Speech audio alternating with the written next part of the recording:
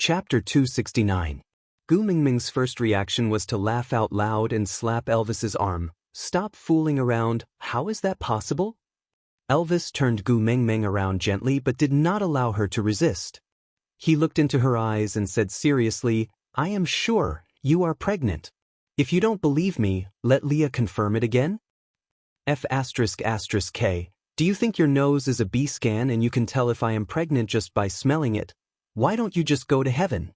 Gu Mingming could not maintain her smile because the two fellows in front of her, their expressions were so damn serious that it was scary. "I am a wolf, I can't fly." Elvis was a little hesitant. He started to regret accepting the Eagle Owl tribe. What if Xiao Meng fell in love with them because they could fly? Gu Mingming really wanted to laugh, but she could not. She raised her trembling finger to point at Leah and asked, Are you sure?" Leah smiled and there was an indescribable passion in his eyes. It had nothing to do with lust or love. It was the passion of a person who had been trapped in the darkness for a long time and finally saw the light. He took a step forward and said, "I am 80% sure. If you can let me confirm it in detail." Gu Mingming raised her hand and made a gesture to stop him. Leah indeed stopped talking immediately and exchanged glances with Elvis. Both of them were so nervous that they held their breaths and looked at Gu Mingming, who looked like she was struck by lightning. They did not know what her next reaction would be. But, wah wah wah. Gu Mingming's legs suddenly turned to jelly and she sat down on the ground. Luckily, Elvis's reaction was fast enough and he turned himself into a praying mat made of wolf meat to catch Gu Mingming firmly so that she did not fall onto the ground. Leah was also panicking. In his impression, once females heard that they were pregnant, they would all be so excited that everyone in the world would congratulate them. Why did Gu Mingming look so sad? Elvis's heart ached too. The hand that was carrying Gu Mingming touched her flat stomach. His heart sank into extreme torment as he watched her cry so heartbroken. After a long time, he finally said, "Xiao Meng, if you don't want to give birth to little wolves, I'm only 19. Where I come from, I'm not even at the legal age for marriage. I'm still a baby, how am I supposed to raise a child?" Sob sob sob. "Does it hurt to give birth to a wolf? Will I give birth to a husky with a human head? What if my son is a monster? What should I do?" Elvis did not know how to comfort Gu Mingming because he could not understand her worries. But he knew that Gu Mingming was crying not because she was unwilling to give birth to his cubs. This made him feel at ease. As long as it was not because of this reason, he had the confidence to face any other problems and difficulties. Thinking about this, Elvis gently wiped away Gu Mingming's tears and comforted her. "Don't worry, I'm here. Don't worry, I will go." Gu Mingming exploded and punched Elvis's chest harshly. She said angrily, "Damn it, you didn't give birth to me and you're not the one in pain." "It's easy for you to say that." Elvis frowned and looked at Leah, asking, "How painful is it when a female gives birth?" Elvis smiled bitterly and said, "I have never given birth before." Elvis stayed silent for a while and asked again, "Didn't you help Nina before?" Leah recalled and said, "It was quite easy for her to give birth that time. I did not hear her cry out in pain." Elvis heaved a sigh of relief and patted Gu Mingming's back lightly. "See, Leah said it was not painful." Gu Mingming said angrily, "Nina lays eggs and the eggs are so small. Have you given birth to wolves before? Can wolf cubs be as big as eggs? Even if I did not study much, you cannot lie to me like this." Aside from the topic, yeah, I have to thank my little baby Ling Ling. Gu Mingming showed off her hand-drawn cartoon to the author's group chat yesterday and felt that she was so awesome, she drew it super cute. Chapter 270. Elvis and Leah were instantly shocked. Their expressions were as if they had discovered a shocking secret. Gu Mingming felt even more uncertain after seeing that. She pointed at Elvis and Leah and said, "I knew it was easy for you to talk. You guys have no experience at all. Are you trying to use me as a lab rat?" I'm not doing it. Elvis hugged Gu Mingming to prevent her from hurting herself due to being overly agitated. He was very careful with his every move, afraid that she would be wronged. "Xiao Meng, don't be afraid. I will go and find other females from other tribes who have given birth to wolf cubs before to ask. I will tell you once I'm clear, alright? Gu Mingming pointed at Elvis's nose and looked at him as if she was looking at Chin Shimmy. She said, I worked so hard to give birth to a son for you and you actually want to leave me when I'm pregnant? Elvis did not know how to explain himself. He shook his head and waved his hands innocently. Leah said, Then I will go ask. I am a snow fox and my chances of surviving during winter are higher than yours. You stay and take care of Gu Mingming. I will go ask. Elvis frowned and said, No, you are the witch doctor. If anything happens to Xiao Meng, it will be safer for you to be there. You cannot leave. Then, the two of them were in a dilemma.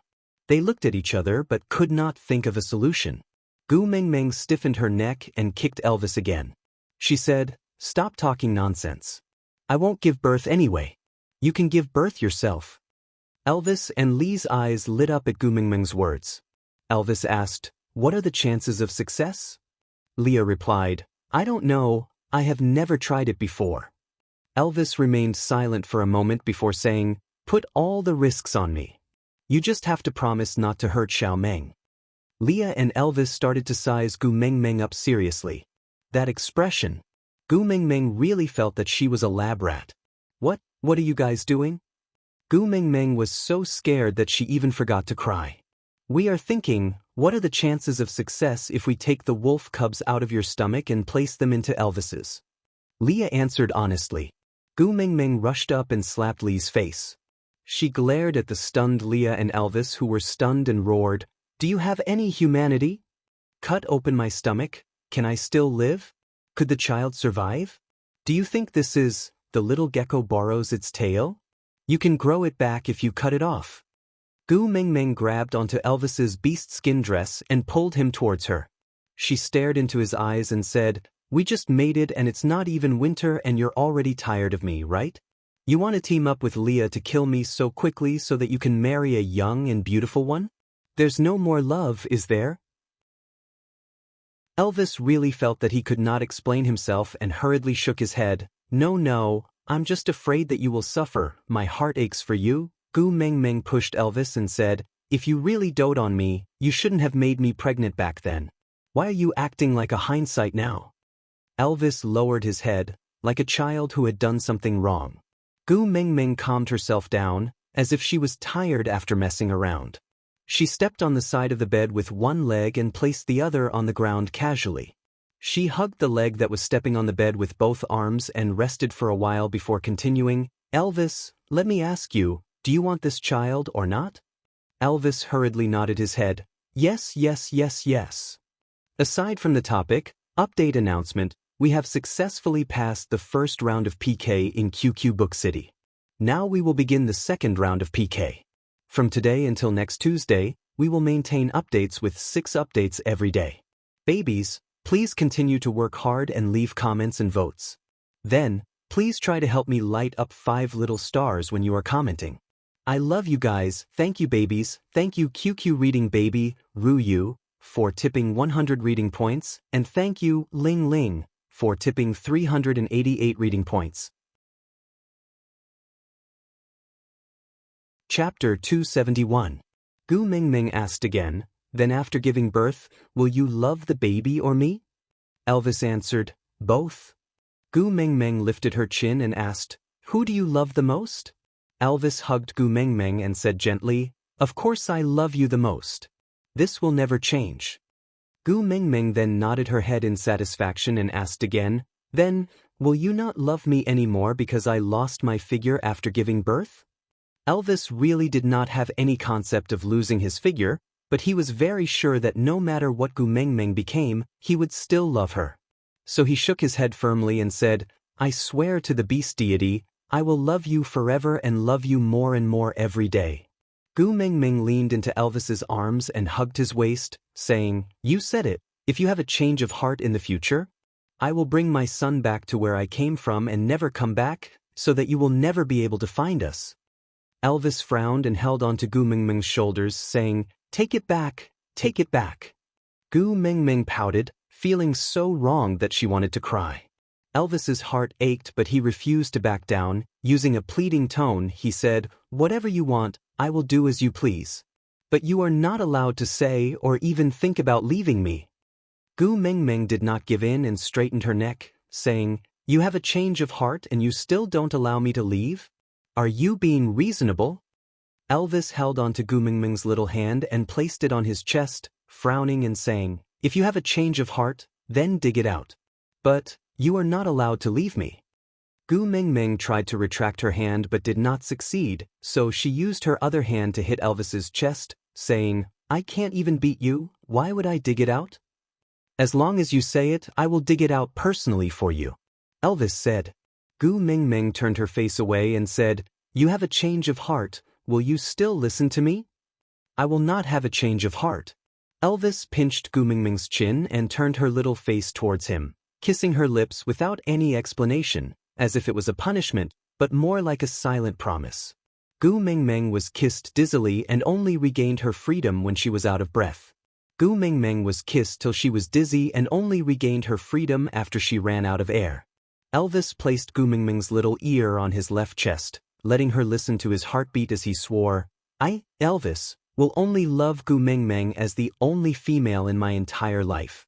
If I go against this oath, I'm willing to suffer the pain of being skinned and having my bones torn apart. Mengmeng, Gu Mengmeng's ear. Gu Mengmeng looked up and said, Mengmeng Gu Mengmeng. Mengmeng a chi gu gu's this, Ling's a, Elvis's a, Gu a and Mengmeng mg God. Gu elming her. Elvis cupped Gu Mengmeng's little face and kissed it. Then he said, Promise me, don't ever say that you want to leave me again, do you hear me? Gu Mengmeng nodded in agreement. Elvis heaved a sigh of relief and said, You have a cub now. You can't run around recklessly. You will be in big trouble if you fall. Gu Mengmeng nodded and said, For the sake of my baby's safety, I will not run around anymore. I will walk slowly and pay attention to my own safety. Elvis said, Don't even walk, just lie down. If you want to do something, just tell me and I will do it for you, understand? Aside from the topic, thank you to the little baby from Xiaoxiang Academy, intoxicated by the spring breeze, for the flowers. Yeah, I know you must ask where 075 went. No need to look, 075 is not there, because when I was saving the manuscript, I did not know why there was a missing number in the editing chapter. I did not notice it at all, it's too late to change it now. The later chapters will be messed up. So this chapter's content is the same as the previous one, but the number is skipped by 1. Chapter 272. Gu Mengmeng looked at Elvis in shock. She blinked her big eyes and said, Then what if I need to poop? You help me poop. Elvis paused for a moment and said, I'll carry you there. Gu Mengmeng covered her face and laughed. Stop fooling around. Pregnancy doesn't mean you're completely paralyzed. Do you really need to be unable to walk? At my place, pregnant women need to exercise moderately. That way, it'll be easier to give birth and reduce the possibility of dystocia. Speaking of this, Leah also leaned forward and started listening to Gu Mengmeng's little lecture with a serious face. Gu Mengmeng held her lecture and pointed at the water cup not far away. Leah immediately understood and filled the cup with warm water and placed it in front of Gu Mengmeng. Gu Mengmeng nodded like an old professor and took the cup to drink a mouthful of water. Then she started saying, During pregnancy, a female's body structure will undergo a huge change. If she doesn't exercise for a long time, her muscles will degenerate and it'll directly lead to a lack of muscle strength during childbirth. If her muscles lose strength halfway through childbirth and the baby gets stuck there, it'll be a tragedy. He looked at Leah seriously, then at Gu Mengmeng and said, Then from tomorrow onwards, I will accompany you to exercise, and strive to fill your body with energy 2 months later. Gu Mengmeng nodded and said, Then I will accompany you to exercise from tomorrow onwards. Gu Mengmeng's eyebrows twitched. She had a bad premonition. It was as if she could see herself being trained by Elvis to become Naja from 100,000 Cold Jokes 2 months later. Gu Mengmeng shuddered and hugged her own shoulders, saying, Everything has to be done in moderation. Exercise must be moderate and scientific. If you don't exercise, you won't have enough muscle strength. But if you exercise too much, it might affect the baby's qi and cause a miscarriage. By then, the baby will die in the womb and both of them will die. Gu Mengmeng was halfway through her sentence when she suddenly thought of whether wolves were restricted by the one-child policy. If she gave birth to too many children, it would be a serious problem if she brought her husband and son back to her parents' home one day. So, she tilted her head and asked Elvis, "How many offspring does your wolf tribe usually give birth to?" Elvis said, "Usually it's 3 to 9, but I think I've also heard of one that gave birth to more than 10. Gu Mengmeng really wanted to roll her eyes and kill herself. Giving birth to twins in the modern world was already awesome enough. How many people would be envious of triplets? But when it came to her, triplets were just jumping valves. What the heck? Gu Mengmeng could almost see herself giving birth to a bunch of huskies. That feeling. Gu Mengmeng shuddered and patted Elvis's shoulder, saying, "Then this is a serious matter. If the fetus is affected, it could be 10 lives in one body." Elvis's brows formed a dead knot as he looked at Gu Mengmeng with pursed lips. At this moment, he was really regretting. If he knew that giving birth was so dangerous, he should not have let Xiaomeng get pregnant. Gu Mengmeng saw how frightened Elvis was, and the little devil in her heart was secretly satisfied. So, she patted his shoulder and said, "Although a woman giving birth is like a day trip to the gates of hell, and she could be pulled into the underworld any time to tour it. However, this is a woman's duty after all. As long as she eats and drinks well during pregnancy, maintains a happy mood, and exercises appropriately, the probability of accidents during childbirth will be greatly reduced." Aside from the topic, thank you to the little baby from Xiaoxiang Academy, Luminelia, for the 50 flowers. It was the first time I received such a huge bouquet of flowers. So happy. Chapter 273. Elvis and Leah engraved Gu Mengmeng's words into their hearts as if they were listening to the Empress Dowager's decree. They completely did not realize that Gu Mengmeng's words were mixed with lies. She was a university student who had never been in a relationship before. All her birthing experience was learned from television dramas and novels. But it was better than nothing. Compared to Elvis and Leah, these two ancient people who had no knowledge and common sense and did not even watch television, Gu Mengmeng was already considered knowledgeable. The two males exchanged glances sternly. They did not even open their mouths to communicate and had already assigned their tasks. Leah turned around and asked Gu Mengmeng with a smile, "Tell me, is there anything you want to eat in particular? I'll help you find it." Gu Mengmeng looked at the white world outside and shook her head helplessly. "Didn't you say that we can't go out when the snow seals the mountain?" Leah swung his large tail and said in a slightly arrogant manner, "Normal orcs can't, but I'm a snow fox. The snow during winter is my world." Leah sent his tail into Gu Mengmeng's arms. Gu Mengmeng rubbed it instinctively and realized that as compared to before, Li's tail seemed to be much thicker. Looking closely, there was a thick layer of fur growing on the part that was close to his skin. If Li's tail was said to have an enchanting fairy aura in the past, it was now 100% cute and furry like an anime. Suppressing her desire to stroke it, Gu Mengmeng forced herself to let go. She turned around and pounced into Elvis's arms. She hugged Elvis's waist tightly with both her hands but could not help but stare at Li's tail. Damn, furry fetishism was really hard to cure. Especially when it came to such a white, soft and fluffy tail. She really had no resistance against it. Gu Mengmeng puffed up her little face and said, "It's useless even if you can go out. There's nothing to eat in this world of ice and snow. If there's really something, the people in the tribe don't need to talk about the cold anymore. Before winter, everyone looks like they're bidding farewell to everyone." Leah was more or less disappointed that Gu Mengmeng did not hug his tail like before. But seeing that Gu Mengmeng's expression was no longer as determined and indifferent as before, Leah already felt very happy. He took a step forward and half knelt in front of Gu Mengmeng. His two furry little ears were fluttering on the top of his head, while his large tail that resembled a cat teaser swayed to and fro without any rhythm. He stretched out a furry paw and placed it on Gu Mengmeng's thigh, looking very much like Daji from King of Glory, except that it was a snow-white male Daji, and it was the one with thicker fur. Tilting his head and elongating his neck, his perfect side profile matched with his long and narrow eyes. His gaze was shallow but full of affection. With a slightly seductive tone, he said, "They are not worth it for me to brave the wind and snow to look for them. And you deserve everything I have." Undeniably, Gu Mingming's heart palpitated again because of Li's actions. Biting her lower lip, Gu Mingming turned her neck back forcefully and buried her entire face into Elvis's chest. She muttered in her heart, "You must be a woman, you must be a woman. Damn it, mental infidelity is also infidelity, it's equally unforgivable." Elvis gently cupped the back of Gu Mingming's head.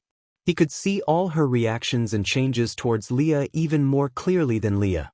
Perhaps because she cared, she was especially sensitive. Aside from the topic, thank you to Shaoxiang Academy's babies, WeiXN14027D2, and Mayuen65, for their evaluation votes. Chapter 274. Leah did not force Gu Mengmeng to give any reaction. He just chuckled, stood up and walked out of the cave. As he turned around, his large tail brushed against Gu Mengmeng's waist lightly, not knowing if it was intentional or not. Through her clothes, she felt a tingling sensation. Elvis brought Gu Mengmeng back to the depths of the cave. The snow sealing the entrance of the outermost cave seemed to be in a state where it could no longer be sealed after being smashed over and over again. As Leah entered and exited, the cold wind kept gushing in. Gu Mengmeng was carried back to her own cave. She still felt a little cold, so she asked Elvis to use beast skin to block the entrance of the cave. Elvis punched 2 pieces of firewood as thick as a forearm into the top of the wall. A mottled tiger skin with 2 front claws tied to the wood became a crudely made but unusually luxurious beast skin curtain. After going through a few turns in the cave, there was not much cold wind that could enter Gu Mingmeng's cave.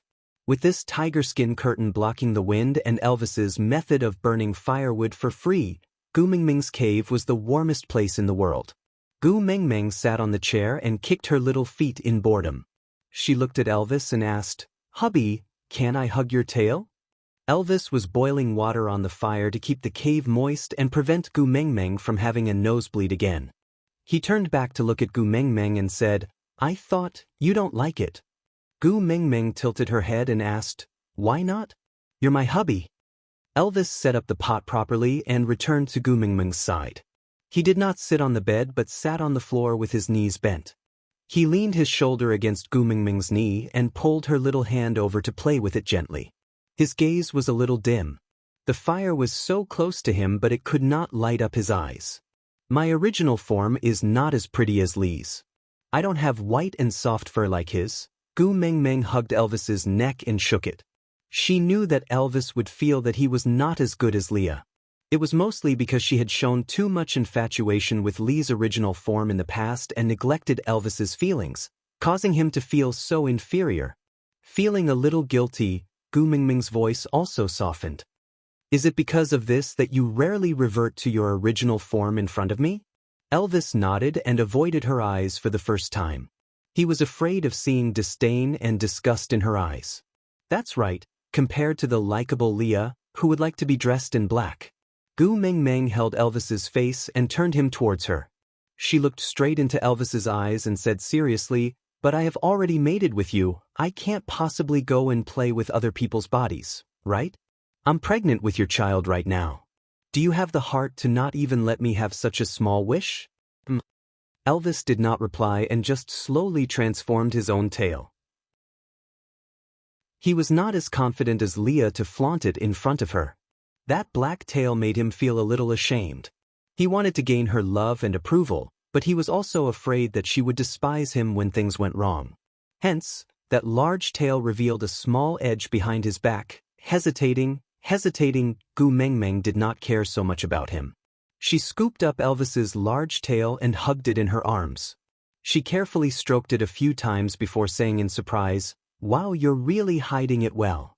Aside from the topic, today's update is over. Tomorrow will still be 6 updates. Babies, remember to vote and leave a message. When you leave a message, please help Susu to light up 5 little stars. Thank you to Shaoxiang Academy's babies, WeiXN14027D2, and Mayuen65, for their votes.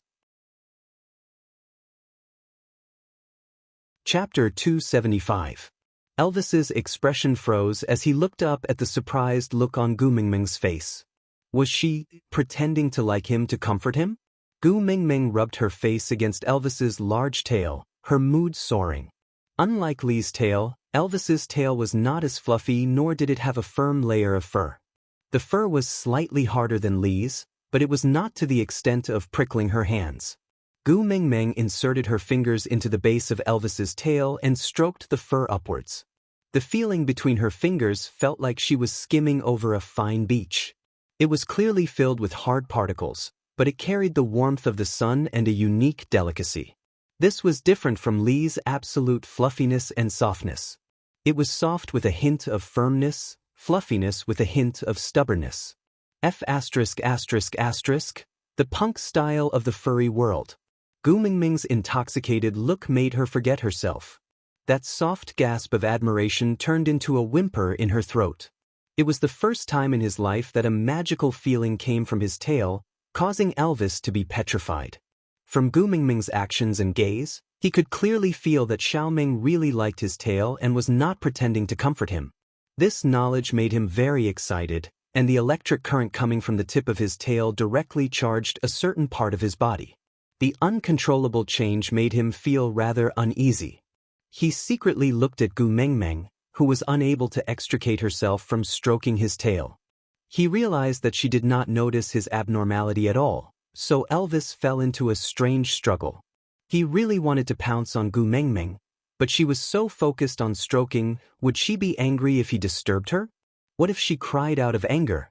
It was said that pregnant women should not be angry. They must maintain a good mood to give birth successfully. But what if she could not hold it in any longer? Gu Mingming felt Elvis's tail gradually stiffening. She kicked Elvis's butt in dissatisfaction and said, "What are you doing? Relax." Elvis swallowed his saliva with difficulty, then lifted his beast-skin skirt helplessly and said, "Xiaoming, it's a little difficult for me to relax now." Gu Mingming then noticed Elvis's huge reaction. She was so shocked that she hurriedly hugged his large tail to calm herself down. She stroked his large tail while saying, "Elvis, calm down. I'm in the early stages of pregnancy now. I can't withstand your torment. If you poke me with that stick, my baby and I will really die in front of you." Elvis had a bitter and conflicted look on his face. His deep eyes clearly showed that he was burning with lust. He stared at Gu Mingming but did not dare to act rashly. Gu Mingming cleared her throat. She could not bear to see Elvis being so aggrieved, so she cleared her throat and patted the seat beside her, saying, "Why don't you sit over here? I'll think of another way to help you." How could Elvis not be satisfied? Thus, he flipped over and climbed onto the bed, lying down obediently, not moving an inch. Elvis's actions were so swift that the large tail that was originally in Gu Mingming's arms slipped away. How could this work? Gu Mingming slapped Elvis's buttocks and with a crisp smack, Elvis's face instantly burned up. Bearing with the dryness in his throat, Elvis looked at Gu Mingming while panting heavily. He looked just like a frightened grandmother wolf. "What are you looking at? Who asked you to pull your tail away? Quickly return it to me, or else you can just hold it in. I don't care about you." Gu Mingming raised her head with an expression of a queen attacking. Aside from the topic, thank you to the little darling of Xiaoxiang Academy, LJH 131998386, for your rating ticket, and thank you to the little darling of QQ Reading, Jido, for her 99 reading points, password, 7K3Y Daily Group Expansion, 4927799273. Chapter 276. After all, Gu Mingming was still responsible to Elvis. Since she had lit the fire, she had to extinguish it herself. However, this person in charge was semi-automatic.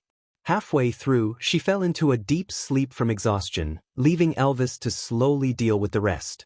Luckily, Elvis's heart ached for her and did not dare to torture her too much. After releasing it once, he cleaned up the mess for her and placed her on the bed to let her sleep. After getting pregnant, Gu Mingming could sleep even better than before. When she woke up due to thirst, she did not know how much time had passed. Gu Mingming lifted the beast's skin and before her feet touched the ground, Elvis had already passed her a cup of water. "You're awake? Drink some water to moisten your throat." Gu Mengmeng tasted it lightly. It was warm and the temperature was just right. Gu Mengmeng felt much better after drinking a cup of warm water. Stretching her arms, she leaned on Elvis's shoulder lazily and asked, "How long did I sleep?" In Elvis's world, there was no such thing as a few hours to keep track of time. After thinking for a while, he could only reply vaguely, "I slept for most of the day." Gu Mengmeng rubbed her flat tummy. She did not look any different, but when she knew that there was a baby in her tummy, she still felt that it was very magical. Although she did not feel hungry, but even if the adults did not eat, the little ones still had to eat. Although Gu Mengmeng did not have much experience as a mother, she knew that she could not let her own children starve. So Gu Mengmeng rolled up her sleeves and prepared to make some food. When she walked to the pot, she remembered that Leah had left before she went to sleep, saying that he was going to look for snacks for her. She slept for half a day. Why didn't she see Leah when she woke up? Gu Mengmeng turned around and asked Elvis, "Did Leah come back when I was asleep?" Elvis took out a piece of beast skin and put it on Gu Mengmeng. This piece of beast skin was designed according to Gu Mengmeng's own ideas. It would be an exaggeration to say that it was a design. It was a complete piece of giant rabbit skin with the front paws and soles removed, then sewn into a simple sleeve. Gu Mengmeng's arms were thin and could fit through it. The back legs only needed to be sewn according to the thickness of Gu Mengmeng's calf. A few beast skin ropes were tied around the abdomen. Actually, it looked like many one-piece cartoon pajamas on Taobao, just that Gu Mengmeng was wearing a giant rabbit. The fluffy white fur complemented Gu Mengmeng's skin very well. Before the firelight, she was like a jade doll emitting a warm glow, making people want to get close and protect her. Elvis helped Gu Mengmeng put on the giant rabbit pajamas while replying, "No, it's very difficult to find food during winter. I reckon it would take at least 3 to 5 days." Gu Mengmeng was a little depressed, feeling that her character was really not that good. She clearly knew that Leah was treating her so well to redeem their relationship, but she had already mated with Elvis and could not possibly reconcile with Leah. Yet she still made him do all this for her. She really smelled like a rotten green bitch. Elvis did not know what Gu Mengmeng was thinking about, but seeing her depressed look, he felt a little depressed. Wrapping his arms around her waist, Elvis hugged her from behind and whispered into her ear, "Why? Miss him? Do you want me to find him for you?" Gu Mengmeng pinched her nose and said exaggeratedly, so sour. Aside from the topic, thank you to the QQ reading babies covering the moon, like the moon, seeing the deer in Hanshi, firefly deer on the other shore, for gifting 100 reading points. Thank you to all the babies who supported Susu during the PK period. This is the last PK chance we have before we go on the shelves. If we pass it, Susu will get a very important recommendation spot. This spot is really very important to Susu. So babies, please help me to leave more comments, and that free recommendation ticket every day, please give it to me, please, please. If we win the second round of PK, there will be a third round of bonus points. If we lose, then one will go on the shelves directly. Chapter 277. Elvis smelled it seriously and didn't notice any sour smell. He didn't mind and just stared at Gu Mengmeng, squinting his eyes and saying, "Is it because I didn't satisfy you just now?" So, as Elvis said, he carried Gu Mengmeng up horizontally. Needless to say, he was going to make up. Gu Mengmeng hurriedly shook her head and said, Don't, I'm pregnant and I can't overwork. My old waist is still hurting now." Elvis looked at Gu Mengmeng's exaggerated acting and couldn't help smiling. He tapped her little nose and said, "You can have many partners, but you must love me the most." Gu Mengmeng raised her eyebrows and looked at Elvis with a strange gaze, unable to differentiate between joy and anger. Elvis's heart tightened. Did he cross the line? This kind of request, females really don't like it. Elvis sighed. What did he say just now? But Gu Mengmeng grabbed Elvis's ear and twisted it, pulling it upwards. She said with a smile on her face, "I can have many partners? What do you mean? Are you suspecting me of having an affair with Leah? Or are you expecting me to have an affair with Leah?" Elvis's ear hurt from being twisted, but he felt a tinge of sweetness in his heart. Gu Mingming's strength was not light. She didn't let go as she questioned, "Why? Do you think I'm annoying and want to push me into someone else's arms? You don't want your wife and children anymore?" Elvis didn't care about his ear and just hugged Gu Mingming in his arms and kissed her, saying, "I can't wait for you to only have me by your side, but I want you to be happy." "Which eye of yours saw that I'm not happy?" Gu Mingming saw that Elvis's ear was already red from being twisted and her heart ached so much that she let go. She crossed her arms in front of her chest and looked at Elvis stiffly. Elvis's mood was a little down as he said, "You looked so disappointed to find Leah not around when you woke up." Gu Mingming poked Elvis's brows and said, "Leah is not my husband. He braved the wind and snow to find snacks for me and is still not back so late. How can I have a clear conscience and pretend that I don't know how to eat and sleep? If we owe them a favor, how are we going to return it in the future? It would be great if nothing happened to him. If something happened to him, I would be traumatized for the rest of my life. It's only right for males to do things for females. If it wasn't for the fact that only Leah could move freely during winter, I think all the males in Saint Nazaire would be willing to do these things for you." Gu Mingming once again felt the communication barrier caused by the difference in views. She remained silent for a moment to organize her thoughts before asking, "Why do males treat me so well? Just because I'm a female? Or is it because you want to express your goodwill and mate with me?" Elvis was confused. "What's the difference?" Gu Mingming said, "If someone treats me well and I accept it, I have to repay them in some way. For example, I ordered Bode to find the honey because I taught him how to get it without getting hurt, and he gave me some of the honey I taught him. I accepted it without any burden. But if he wants to give me half of the fish he catches, I can't take it. Similarly, I can accept the food, beast skin and other daily necessities that you prepared for me because you are my husband. But I won't accept these things if they are given to me by others. Because if I accept them, it will give others a wrong hint and make them feel that they can mate with me if they put in more effort for me." Aside from the topic. Chapter 278. Elvis listened without fully understanding and did not interrupt Gu Mingming's words. Gu Mingming took a deep breath and continued, "If you are not really considering accepting him as your partner, you should not have given him such an illusion right from the start. This kind of use is too shameless and a person of integrity like me cannot do it. And now, Leah is staying in our cave because of your injury, and his cave is temporarily occupied by the Eagle Owl tribe. He helped us when we were in danger. We can't possibly burn the bridge and chase him away, right? So I agreed to let Leah stay in our cave, but I don't want to receive too much care from him."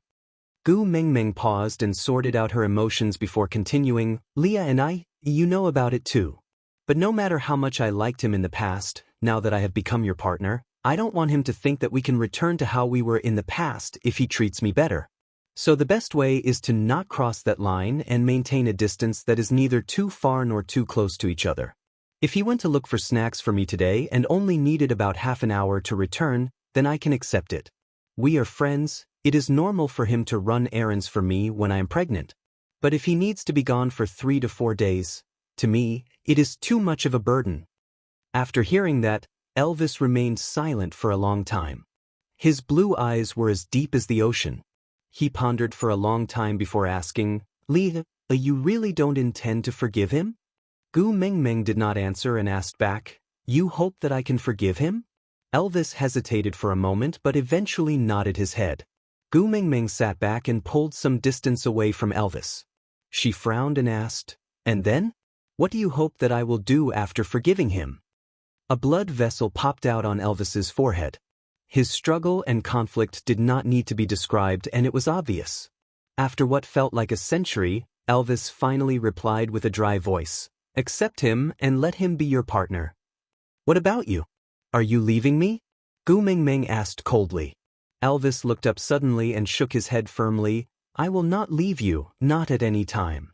Gu Mingming crossed her arms in front of her chest and said, "I can only have one partner, you know that."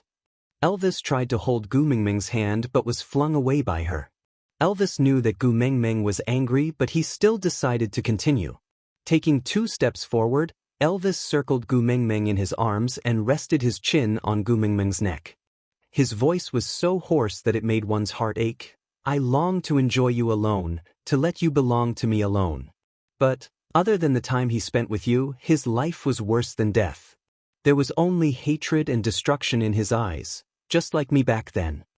Gu Mingming could vaguely feel something.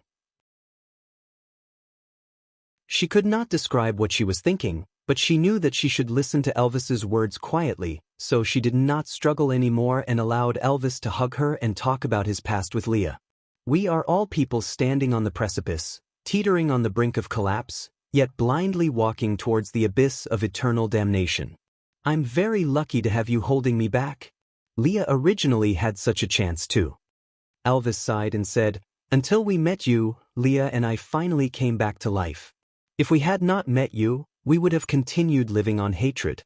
But now, if we lose you, there is nothing else that can support us to continue breathing. Aside from the topic.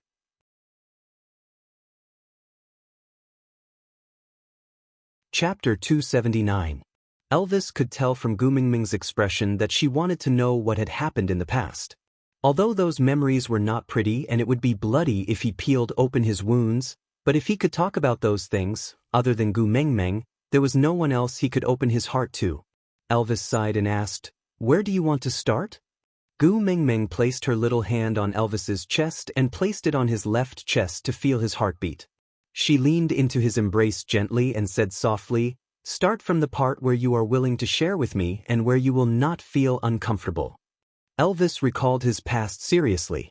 When he was hugging Gu Mingming in his arms, he suddenly felt that the countless sleepless nights and the hatred and bloodlust in his heart were not worth mentioning. After having Gu Mingming, he felt that those torturous days were just a nightmare that passed by in the blink of an eye, so blurry and insignificant. Since she was talking about Leah, then he should put those painful past aside for now. Xiaomeng's mood would only be affected if she knew about those unhappy things. With that thought in mind, Elvis hugged Gu Mingming's shoulders and said slowly, let's start from the day I met Leah. At that time, I was still a lone ranger and I met Leah, who was covered in wounds in the depths of the forest. He was on the verge of death and could not even maintain his human form, but he refused to lie in the ditch and wait for death like a normal beast. Instead, he raised his head and stared in one direction with determination. I did not know what he was looking at, I only knew that gaze. I had seen it countless times in the reflection by the water. Elvis paused and smiled sarcastically. He continued, I don't even know what I was thinking at that time. For some unknown reason, I gave half of my food to him. Then, I sat together with him and ate the first meal in my life with someone accompanying me peacefully. That feeling was very strange. It was clearly the first time we met, but it felt like we had known each other for a long time. We did not need to say anything and we could understand each other's thoughts, or, it was not that we did not need to say anything, but those feelings could not be expressed in words. Elvis looked down at Gu Mingming and asked, what are you laughing at? Gu Mingming rubbed her tummy and answered, if I had not mated with you, I think I would really believe that you and Leah are a couple. Gu Mingming had already answered this question a long time ago. Elvis frowned and sighed, how can two males form a pair? Gu Mingming pouted and mumbled softly, only people of the same sex need to attack and receive. How can people of different genders love each other? What did you say? Elvis gritted his teeth in anger. How can we love each other when we are of different genders? Now that they had a baby, what else could it be if it wasn't love? No, you can continue. Gu Mingming waved her hands and apologized for ruining the atmosphere. Although she was not sincere at all, Elvis did not continue as he thought of something else. He cupped Gu Mingming's little chin and said, I remember you had thought of this before. You even treated Lee's prayer as a forced marriage on me on the day of the coming-of-age ceremony, right? Gu Mingming burst out laughing when she thought of how Leah dressed up strangely and stood on top of the wooden pagoda. She nodded her head in delight. Then, who do you think is the one on the attack and the one on the receiving? Aside from the topic.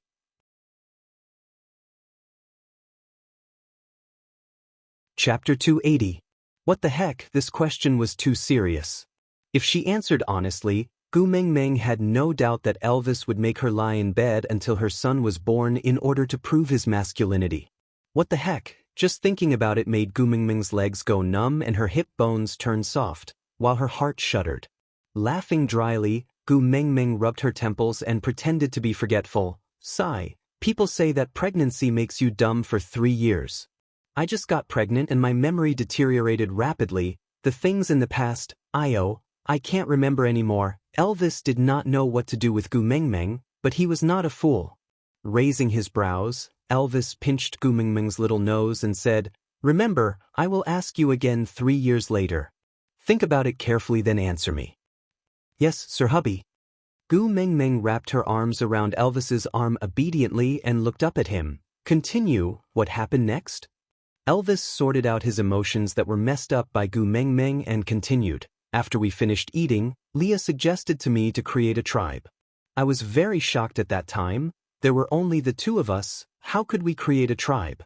And at that time, I was used to drifting. Settling down was something that I had never thought of. But at that time, I did not have anything worth doing. Creating a tribe was just one of the many crazy things that I had yet to try. At that time, I had the thought of accompanying him for 2 days and leaving when I felt bored, so I agreed to his suggestion. That year, the 2 of us fought side by side, using battle after battle to tear open a gap in the territories of many tribes, delineating our own territory and forming the embryonic form of Saint Nazir's territory. But at that time, our tribe did not even have a name. In the spring of the 2nd year, Leah and I went to the female beauty pageant. It was the first time we met Maya. She was originally accompanying the first beauty of their tribe to participate in the contest, but on the way back, they met stray beasts. The males in the tribe could not protect both of them at the same time, so they chose to give up on Maya and protect the first beauty with all their might. But it was a pity that stray beasts were not the type to give up easily. They asked one of them to look after Maya, while the other one attacked with all their might, fighting for the other female. In the battle, the female was bitten to death by a stray beast that had gone berserk. Instead, Maya, who had been abandoned from the start, managed to survive because she curled up quietly at the side. I originally didn't want to bother about these troublesome matters, but Leah said that for the tribe to develop, there must be females. And females saved from the stray beasts are the least likely source of conflict. So the 2 of us saved Maya from the stray beasts and brought her back to the beauty pageant. Even though Maya was still underage then, after Leah dressed her up, she managed to attract many males to follow her and join our tribe. And the name Saint Nazir was the result of Lee's consultation with the beast deity during Maya's coming-of-age ceremony. In beast language, it means reaper. At that time, everyone in the tribe knew about Maya's experience, so they thought that the beast deity's intention was to make our tribe stronger and use the identity of Reaper to save more females like Maya from the stray beasts. But Leah and I both knew that the meaning of Reaper to us is revenge. Digression. Thank you, Bayan Ing Lu, for tipping 100 points. Thank you babies for your support during the PK period. Su Su saw all the 5-star reviews that everyone worked hard to help Su Su. Thank you babies. Chapter 281. Revenge. Gu Mengmeng did not understand what he meant and asked, "To whom?" We have never asked each other this question, but we both know very well that in our hearts, there is someone we need to take revenge on. Elvis paused for a moment before continuing. Now it seems like Sauter is the one Leo wants to take revenge on. What about you? Gu Mengmeng pressed on. Elvis lowered his head and met Gu Mengmeng's eyes.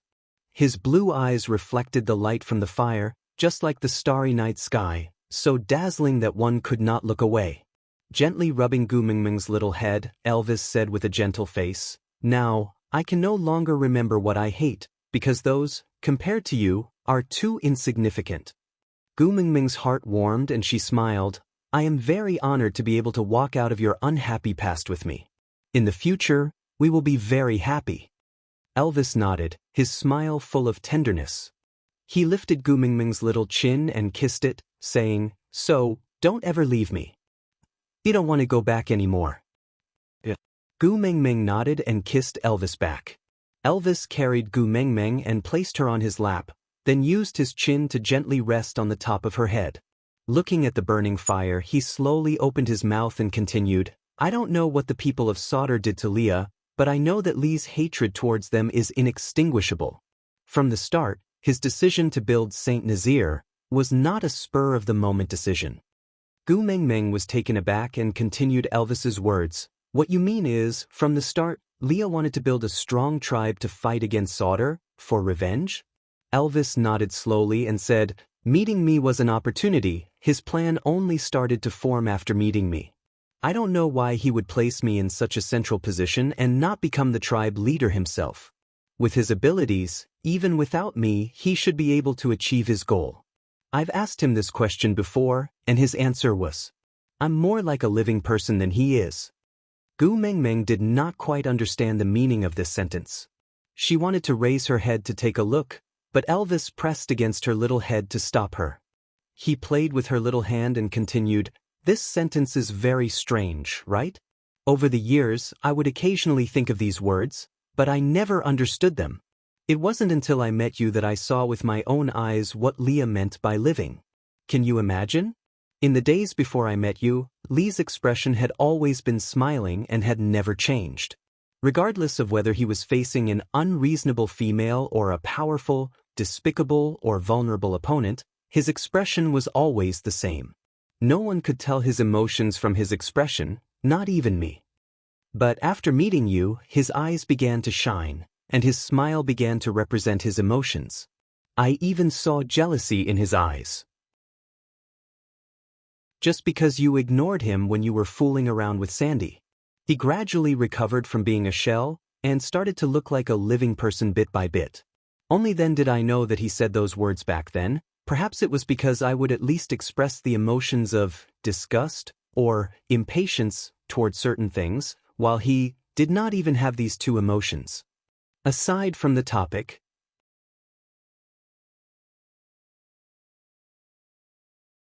Chapter 282. Gu Mengmeng found it hard to imagine. What kind of life was it for a person to not have any feelings of disgust? Or, could he still be considered alive? Elvis hugged Gu Mengmeng's little head and kissed it, continuing, a person who has not had any emotions for many years, any emotion he feels now will be magnified many times more than an ordinary person. The amount of happiness he once felt because of you is the same amount of pain he feels now.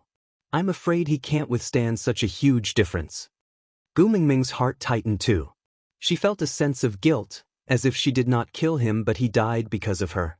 Biting her lower lip, Gu Mengmeng felt a little discouraged and said, but I can't mate with him just because I pity him. If I don't love him but accept him, wouldn't his future life be even more miserable? Maybe, after a period of time, he won't get any reciprocation from me and will slowly give up? Or maybe one day, he will meet someone better and realize that I'm not worth his persistence?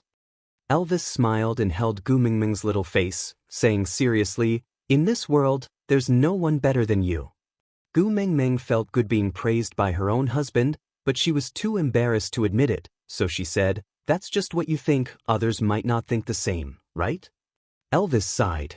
He hoped more than anyone else that the two possibilities Gu Mengmeng mentioned could come true, but he knew better than anyone how impossible these two possibilities were. Persuading his own female to accept someone else, Elvis could be considered a precedent in the beast world.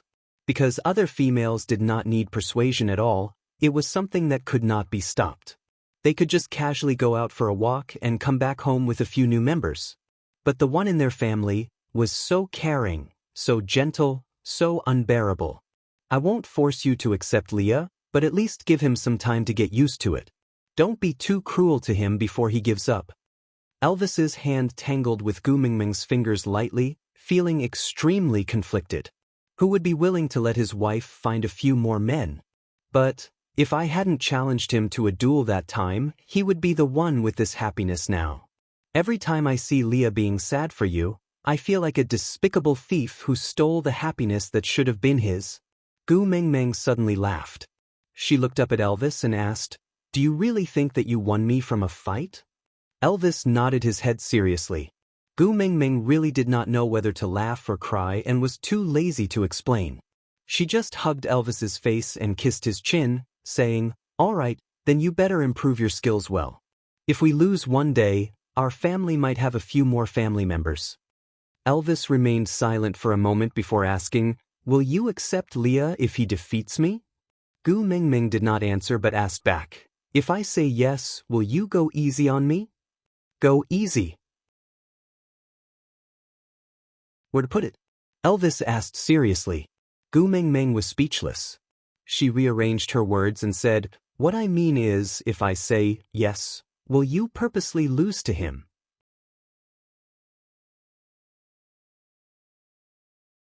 Chapter 283. Gu Mingming nodded her head in satisfaction before wrapping her arms around Elvis's neck. "You will listen to me, right?" Elvis nodded without hesitation. Gu Mingming pressed her forehead against Elvis's and said, "I want you to be invincible." Elvis was stunned and his lips curled up. He kissed Gu Mingming's lips and said softly, "All right, from today onwards, there will only be death in battle and no defeat." Gu Mingming shook her head and said, "Only victory, no defeat and no death. I don't want to be a widow and I don't want my son to be an orphan." Elvis followed Gu Mingming's hand and looked at her flat stomach. There was a strange feeling nourishing his entire body. Placing Gu Mingming on the bed, he knelt on the floor and pressed his face against Gu Mingming's stomach. He held his breath and concentrated on listening to something. Gu Mingming smiled and said, "It's only been a few days, what can I hear? I can only hear it after 3 to 5 months." Elvis tilted his head and looked at Gu Mingming, saying, "They should give birth in about 60 days. After 3 to 5 months, you don't have to listen anymore and they should be able to run around." Gu Mingming was stunned and asked with her eyes widened, "What? 60 days?" Elvis nodded and said, "The gestation time for wolf cubs is about 60 to 63 days. F*****. Gu Mingming deeply felt that ever since she came to the beast world, her life seemed to have pressed the fast-forward button. First love, heartbreak, marriage, pregnancy, everything happened in such a short time that she did not even have the time to carefully savor each feeling before rushing to the next stage. "What's wrong?" Elvis asked. Gu Mingming's face was bitter as she said, "People say that a woman is like a princess when she's in love, like an empress when she's married, like an empress when she's pregnant, and after giving birth, she has to be an old mother for a generation. I only became a princess for a few days and you're already in a hurry to mate. You're an empress for less than a month and you're already an empress. I thought it would at least be a full month, but you want me to return to the court and start a long journey as an old mother in just 2 months. Sobs, sobs, sobs. Elvis, I've really suffered a loss in marrying you. I want a refund, I want a refund." Elvis completely did not understand the difference between princess, empress, and old maid. Or rather, he did not understand the meaning of these titles at all. Gu Mingming's emotions had been fluctuating greatly ever since she got pregnant. He was especially afraid that she would be angry, because she said that if a pregnant woman was angry, it would result in a miscarriage, which was very dangerous. So Elvis asked carefully, "Do you want to be a princess, an empress, or an empress?" Gu Mingming twitched her lips and said, "I don't want any of them, I want to be a queen." "All right, then you can be the queen. After the ice melts, we will hold the heaven offering ceremony and let Leah report to the beast deity that you are the queen of Saint Nazir, all right?" Elvis said seriously. Looking at Elvis's serious face, Gu Mingming suddenly laughed. She raised her head and said, "You don't have to go through so much trouble, I just want to be your queen." Elvis also smiled. He knelt on the ground and wrapped his upper body around Gu Mingming's waist. "My exclusive queen? Isn't that too blissful?"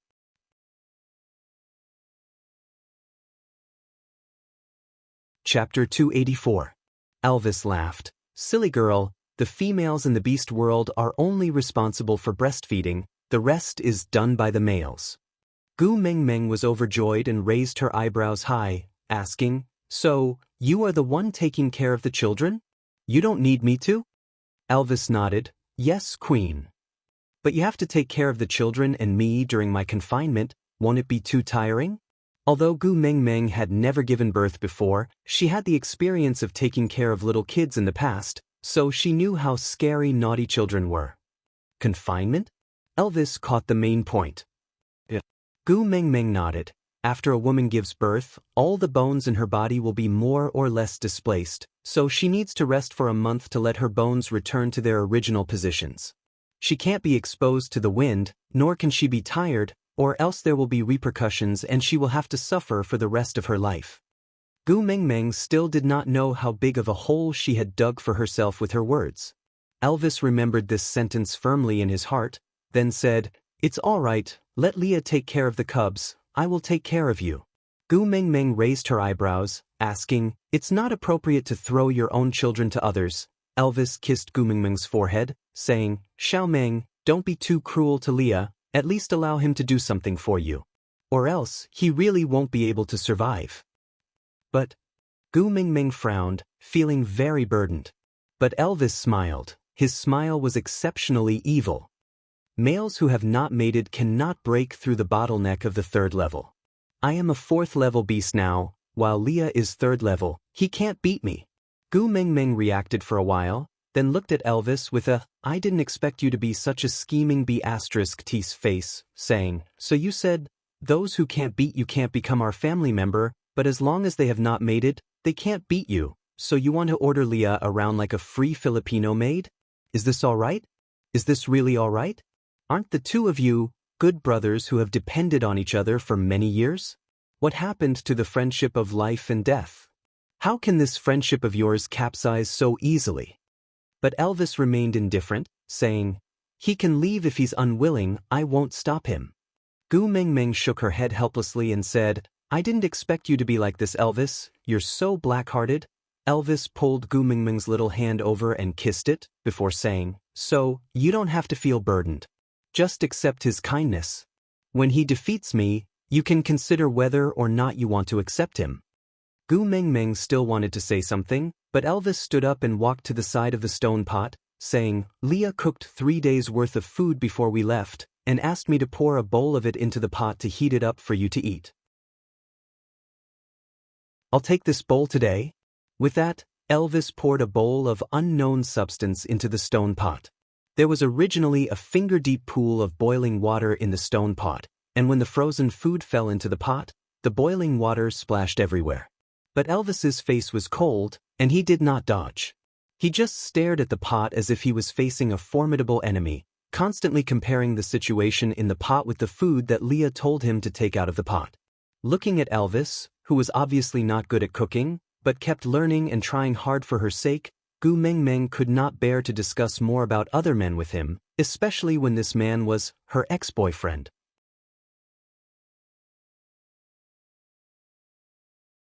Chapter 285. On the 3rd night, Elvis's cave entrance was once again destroyed from the outside. Gu Mengmeng came out wearing a beast skin and saw Leah sweeping the snow off his body with his fluffy tail under the bright moonlight. The moment he saw Gu Mengmeng, the snow fox transformed into a human, leaving behind a large furry tail and a pair of cute fox ears. "Mengmeng, I'm back." Lee's smile was even brighter than the moonlight. He stomped his feet at the entrance to shake off all the snow on his body, but raised his hand to stop Gu Mengmeng from coming closer. "Go back inside and wait for a while, I'll come in after warming myself up." "It's all right, I'm not cold." As Gu Mengmeng said that, she walked to Lee's side and held his hand, leading him into the depths of the cave. As they walked, she said, "Elvis said just now that the food you prepared has been finished. If you still don't come back, he will personally cook for you." Io, thinking about his cooking skills. Leah did not say a word and just followed behind Gu Mengmeng quietly, letting her hold his hand. This feeling was like a dream. He had been searching for small things for her to eat these 3 days.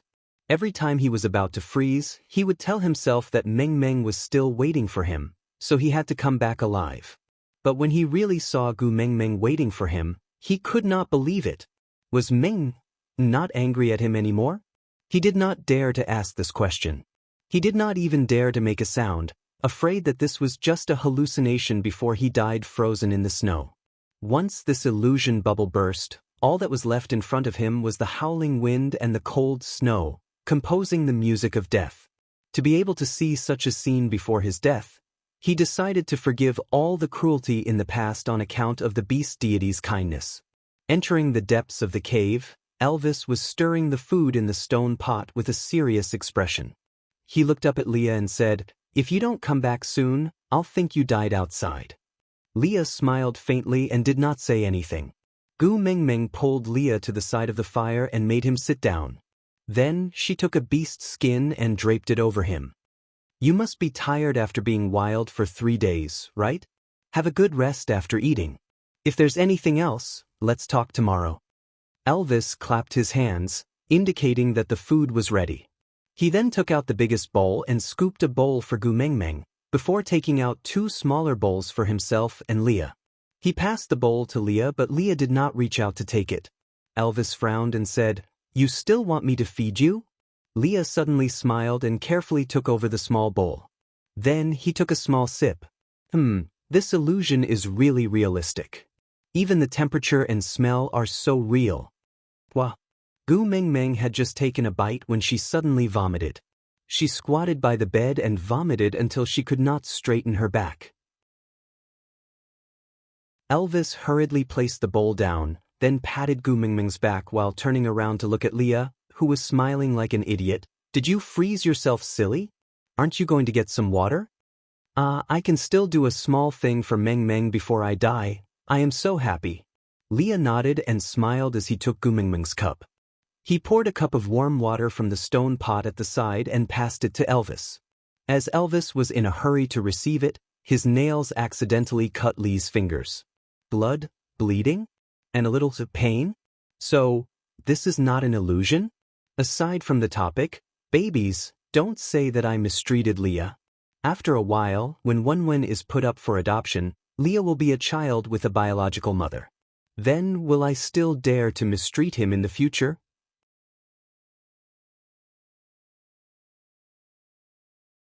Chapter 286. Why are you in a daze? Water. Elvis was very surprised by Lee's state this time. Leah had always been meticulous and sharp, such a slow reaction was unlike him. Leah was called back to his senses by Elvis and wanted to pass the cup to Elvis, but he suddenly changed direction halfway and walked straight to Gu Mengmeng's side. He carried Gu Mengmeng, who had just vomited, and bent one knee to the ground while the other was bent at a 90-degree angle. He used his leg as a chair for Gu Mengmeng to sit down, then used his big tail to support her back, turning himself into a human fox chair. With both hands free, he wiped away the filth at the side of Gu Mengmeng's lips with one hand and passed the cup to her lips with the other, saying gently, "Come, drink some water." Gu Mengmeng was dizzy from vomiting and could not care less about who was taking care of her. She drank a mouthful of water from the side of the cup, rinsed her mouth and spat it out. Then she drank another mouthful before forcefully swallowing it down, suppressing the nauseous feeling. Leah stuck out his tongue and licked away the water stain at the side of Gu Mengmeng's lips.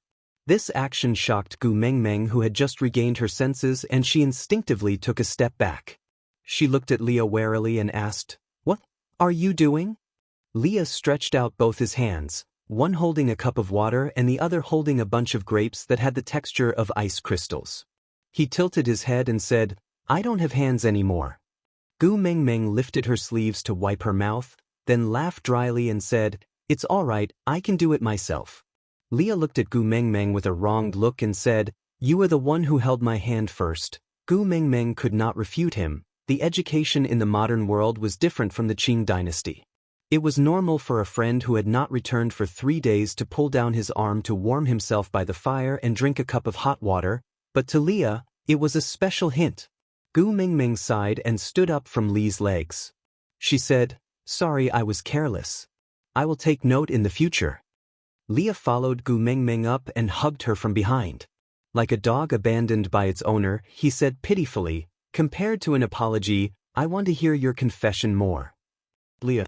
Gu Mengmeng did not struggle with all her might. She could not deny that the stories Elvis had told her had loosened her grip on Leah. The human heart was made of flesh. "I won't cross the line again. I won't be greedy for more." Leah was not like Elvis, who could not wait to rub Gu Mengmeng into his body every time he hugged her. Instead, he was loose and soft. It gave Gu Mengmeng space to breathe, but did not allow her to break free at will. It was a gentle trap, not terrifying but equally fatal. I will abide by your boundaries, so treat me a little better, just a little, okay?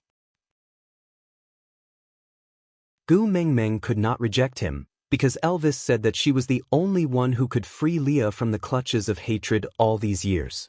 If she took drastic measures without holding back, she might very well be the last straw that broke Lee's back. After all, they had fallen in love once. If she really wanted to push Leah to his death, Gu Mengmeng knew that she could not bring herself to do it. But if she were to give herself to someone just because of pity, Gu Mengmeng knew that she did not have that much love for this level of sacrifice. Digression. Leah. Feeling wronged, he bit his handkerchief.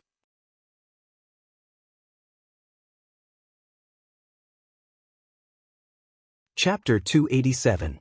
Leah, let's reconcile. Gu Mengmeng gently pushed Lee's arms away. Her actions were not violent and it made Leah unable to continue restraining her. Gu Mengmeng took a step forward and turned to look at Leah. She continued, I liked you from the bottom of my heart back then. I don't know where we would be if so many things did not happen. Maybe I would mate with you and bear your children. Maybe even if you did not do those things that made me sad, I would still break up with you. Because liking is just liking, it's not love. Leah could not maintain his smile and his trembling lips made one's heart ache. He plucked a grape that looked like an ice crystal and stuffed it into Gu Mengmeng's mouth without any explanation. He then said to himself, this is called Xueling fruit. It's only available during winter. There are not many people who have eaten it in the beast world. Even our snow fox tribe would not take the risk to look for it during winter. But its taste is very special and all the females who have eaten it say they like it. Eat more while it's fresh. Don't waste my effort. With that, he stuffed all the Xueling fruits into Gu Mengmeng's arms and turned to leave. That silhouette was fleeing in panic. He could remain calm even when facing enemies stronger than him. But he was always defeated in front of Gu Mengmeng. He did not know what he was afraid of. At least Gu Mengmeng did not destroy that relationship. She said she wanted to reconcile with him. She even admitted that she liked him. Shouldn't this be something to be happy about? But why did his heart hurt so much? It was even more painful than the day she made it. He must have suffered frostbite while searching for the Xueling fruit. If not, why would there be a layer of 1,000-year-old ice on his heart? It was hard yet fragile. Just one word from Gu Mengmeng would shatter it into tiny ice shards. Gu Mengmeng looked at the Xueling fruit in her arms. She did not chase after Leah. She knew that with Lee's intelligence, he would definitely be able to guess what she wanted to say. Giving him some time to slowly accept it might be the best outcome for everyone. Could people who had fallen in love still be friends? This was a topic that questioned human nature. As Gu Mengmeng herself, she did not believe it. But Leah, other than a friend, what other identity could she give him? Gu Mengmeng sighed and sat back on the bed. She used a small bowl to divide the Xueling fruit into 3 portions and held one bowl for herself to eat. The taste was a little sour and a little sweet. It tasted a little like a mangosteen without its skin, and a little like an unripe kiwi. That smell was magical, but it successfully suppressed the waves of nausea that Gu Mengmeng could not suppress just now. Unknowingly, his share of Xueling fruits had been emptied. Gu Mengmeng licked her lips and secretly stretched her hand towards Elvis's little bowl. Just one will do, just one. Gu Mengmeng's hand hesitated for a long time above the bowl before she picked the biggest one and stuffed it into her mouth. That mouthful of crispy sweetness made her feel extremely satisfied. The food in other people's bowls is indeed more delicious. Gu Mengmeng sucked on her fingers and stared at the bowl of tempting Xueling fruits. She looked around and then said softly, just one more, just one more. Gu Mengmeng looked at the bowl of tempting Xueling fruits.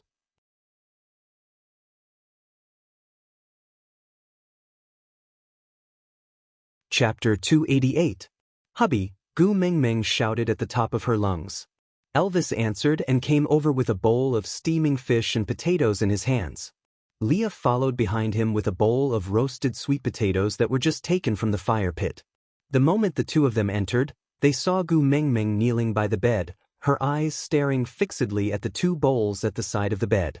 That look of her swallowing her saliva was clearly written on her face that said, "I want to eat," but she was trying her best to hold it back. It was very lovable. Gu Mingming's eyes were glued to the bowls at the side of the bed. Elvis sat beside Gu Mingming and glanced at the two bowls. Each bowl was filled with Xueling fruits, but one bowl had more while the other bowl had less. What's wrong?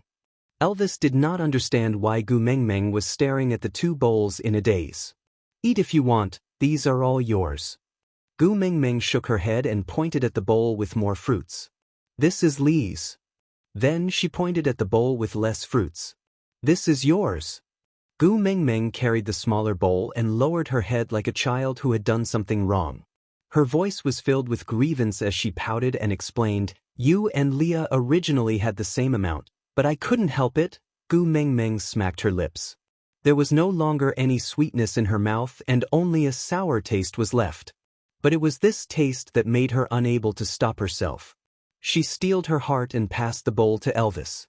She turned her face to the other side and said with an expression as if she could not bear to look, "Here, hurry and eat. If you don't eat, I will finish it all." Elvis's heart was so warm that it was a mess. He held the food with one hand and hugged Gu Mingming's waist with the other to pull her into his arms. He smiled helplessly and said, "Do you think I will snatch your food?" Gu Mingming shook her head and pursed her lips without saying a word. Elvis said again, "Then what are you hesitating for? Hurry and eat." Gu Mingming still shook her head and passed the bowl with Xueling fruits to Elvis again. "We are husband and wife. We should share blessings and misfortunes together. It doesn't make sense for me to be the only one eating delicious food and you to face danger alone." Elvis knew that Gu Mingming was still upset over the fact that he had hidden her away to fight the stray beasts alone. These few days, she had been blaming herself for being so useless. How could she be so useless when faced with danger and be unable to do anything other than watch from the sidelines? Elvis didn't know what it meant to be a weakling, but he knew that it couldn't be anything good. So, in order to appease her, he promised to bring her along to do survival training with the baby after she gave birth.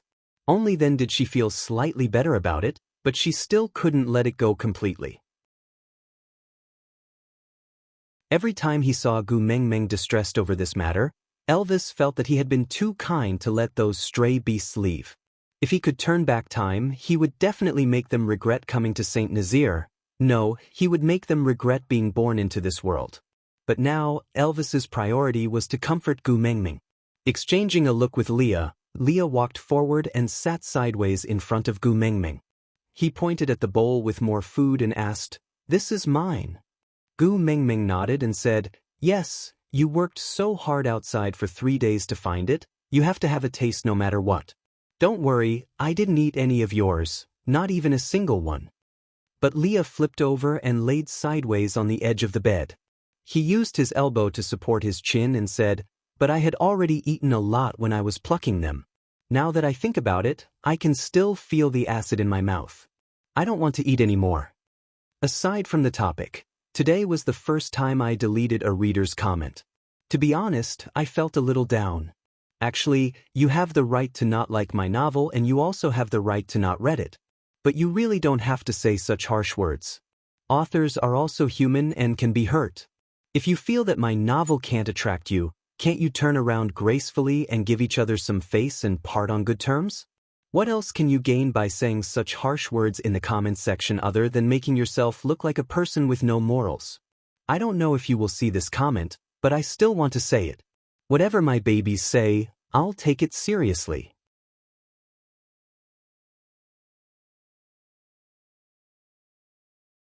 Chapter 289. Gu Mingming's eyes lit up. The smile that came from the bottom of her heart was a joy that even an amazing actor could not act out. Her little hand secretly reached towards Lee's bowl and stopped before touching it. She looked at Leah and asked, "You really don't want to eat?" Leah nodded his head nonchalantly. Then he gently pushed the small bowl into Gu Mingming's hands and said, "Here, it's all for you. Eat it." Gu Mingming smiled brightly. She held the small bowl in her arms so tightly that only her teeth could be seen. She said sincerely, "Leah, thank you." Leah smiled and nodded without saying a word. After waiting for 2 days and 2 nights for the Xue Ling fruits to ripen, the cold wind that was as sharp as a knife felt as painful as being cut by a knife. After enduring for 2 days and nights, he only managed to pluck such a small bunch. But it was enough to see Gu Mengmeng eating so happily and smiling so blissfully. Elvis frowned and asked, "This is sour?" Gu Mengmeng placed a Xue Ling fruit into her mouth. Then she nodded at Elvis with a blissful face as a reply. Elvis, on the other hand, poured the Xue Ling fruit in his bowl into Gu Mengmeng's bowl with a look of disdain. He said, "I am a wolf. I only eat meat and not grass. Especially not this kind of grass that is so sour that even my teeth become soft. It's all for you. Eat it." Happiness came too suddenly. Gu Mengmeng felt a blow from happiness. Her life was complete. Gu Mengmeng ate the Xue Ling fruit that was split into 3 in satisfaction. She was so happy that she rolled around on the bed. Elvis and Leah looked at each other and smiled. What in this world was more precious than Gu Mengmeng's smiling face? "My queen, don't you feel sour after eating so many sour fruits?" Elvis placed the fish and potato stew in front of Gu Mengmeng, hoping that she would take a bite. But Gu Mengmeng suddenly covered her nose and said, "Quick! Take it away! I'm going to vomit." Gu Mengmeng's heart ached for the Xue Ling fruit. She endured the burning sensation in her throat and refused to spit it out. Elvis hurriedly took the fish away. When he came back, there was only clean water in the bowl. He was prepared to let Gu Mengmeng rinse her mouth. Gu Mengmeng calmed herself down. She laid on the bed lazily and said, "Every day, potato stew and fish stew, I want to vomit just by hearing potatoes and fish." Compared to the past years, their food this year was actually more sumptuous. But to Gu Mengmeng of the food. But Leah replied with a smile, "Being able to do something for Mengmeng is the first time I'm thankful for my snow fox bloodline." With that, Leah turned to look at Gu Mengmeng and asked gently, like a kindergarten teacher coaxing a child who was unwilling to eat, "Mengmeng, tell me, what do you want to eat? I'll help you find it." Gu Mengmeng thought to herself, "I want to eat dongpa pork, hot and sour noodles, sesame paste noodles and mutton buns." "Let me tell you, where are you going to find them?" Sighing, Gu Mengmeng shook her head and said, "Forget it. In this world of ice and snow, there is definitely nothing I want to eat. Even if there is, it would be frozen and I can't eat it."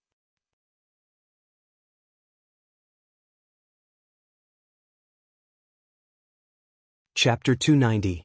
Upon hearing that, Gu Mengmeng was instantly energized.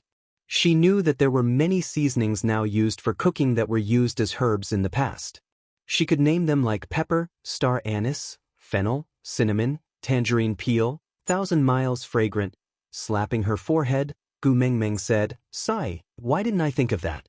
Quick, quick, quick, bring it to me." Leah looked at Gu Mengmeng's energetic look and secretly heaved a sigh of relief. Then he opened up the beast's skin that contained the herbs and placed it in front of Gu Mengmeng. When he came out of his cave, he was in a hurry. At that time, he didn't have the mood to organize these things, so when he opened the package, many medicinal herbs were mixed together. Even Leah had to spend some time to differentiate the species, let alone Gu Mengmeng being able to tell anything at a glance. Leah laid beside Gu Mengmeng and slowly picked up the herbs one by one to identify them before placing them separately. Gu Mengmeng was not interested in those that she could not name. She just quickly searched through the pile of herbs for something that she could recognize. Sometimes, happiness came so unexpectedly. Gu Mengmeng took out a fiery red rhizome from the pile of herbs and held it with both hands, looking at it as if it was a rare treasure. She was so shocked that she could not even speak. But Leah snatched the fiery red herb from Gu Mengmeng's hands and said with a serious face, "I can't do this, it's too dangerous." Gu Mengmeng tilted her head and looked at Leah. "What's so dangerous about chili? Do the chilies here fart or something?" Leah placed the chili behind him, as if he was afraid that Gu Mengmeng would suddenly pounce over and snatch it away. He said, "This flame crystal fruit is used to attack the enemy. It's a magical weapon that can take them by surprise and win with one move. It's really dangerous. Don't play with this, okay?" The attack type. Gu Mengmeng smiled evilly. "Don't tell me you want to grind this into powder and scatter it on the enemy's face?" Leah was stunned. How did you know?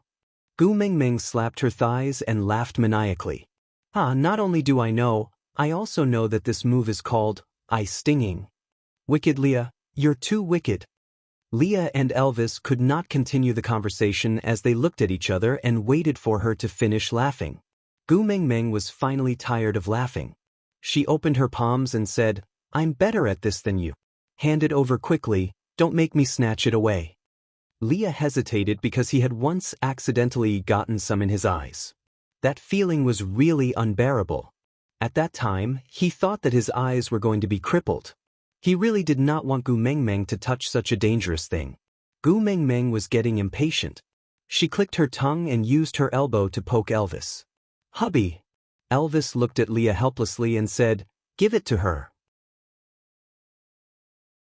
But Leah frowned and met Elvis's eyes with his hands still behind his back. Elvis did not let Leah finish his sentence and directly said, Xiao Meng is the head of the household, you all have to listen to her. Leah was stunned. He looked into Elvis's eyes and could not say a word.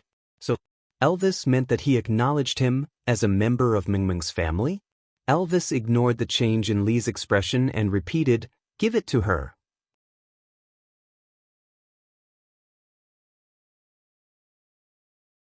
Chapter 291.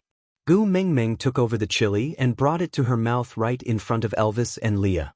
She took a bite and started chewing with a crunching sound. Elvis and Lee's faces were filled with shock, giving Gu Mengmeng a strange sense of accomplishment. The two males were so shocked that they could not say a word. They could only watch as Gu Mengmeng swallowed the chili directly into her stomach. She took a sip of water from the bedside and sighed in satisfaction. Feels good. Elvis took over Gu Mengmeng's cup and filled it up for her. Then he asked worriedly, Are you all right? Do you feel uncomfortable anywhere? Let Leah take a look at you? Gu Mengmeng smacked her lips and said, If I'm uncomfortable, it's not satisfying enough. Leah, do you have any more chili? Give me a few more. Leah saw that Gu Mengmeng's expression did not look like she was pretending. Then, he thought that if Gu Mengmeng did not use the yellow root to cook, he would never have thought that the herb used to expel the cold could also be a condiment. No longer doubting Gu Mengmeng's thoughts, Leah rummaged through the pile of herbs and found 7 to 8 chili to pass to Gu Mengmeng, saying, I did not prepare a lot of these offensive herbs, because if I use too much, others will be on guard. So, I will only use them to win when Elvis and I can't defend against them even if we work together. I only have this much, is it enough? Gu Mengmeng frowned and sighed deeply, saying, It's a little, but it's enough to eat a meal of fish in hot chili oil. Leah remained silent for a moment, saying, There are a lot of these during the rainy season. No one wants them if they rot on the ground. If you like them, I can pick them up for you next year. Gu Mengmeng nodded and then shook her head, saying, I'm not going out to pick them up, it's too troublesome. Leah tilted his head and looked at Gu Mengmeng. Just when he wanted to say that he was not afraid of trouble, Gu Mengmeng cut open the chili and took out the seeds inside, saying, Bring a small bowl over and put this in. I will plant some during the rainy season next year, it's more convenient to eat. Plant? Leah was confused. Yeah, don't tell me that no one farms here. Leah and Elvis shook their heads honestly. Gu Mengmeng's lips twitched, asking, So, you only eat meat? You won't eat anything else? Leah replied, Females would occasionally want to eat some fruits while males mostly eat meat. There are also a small number of herbivorous orcs, but they are independent tribes and usually don't mix with us. Gu Mengmeng rolled her eyes as she thought to herself. Her knowledge of farming was limited to the theories in books, and she had only tried it once. For the convenience of making facial masks, she planted a huge pot of aloe vera.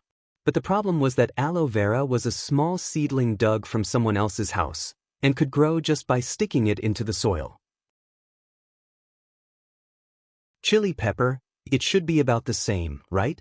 Gu Mengmeng had wanted to count on the experienced people here to teach her, but it seemed like there was no hope now.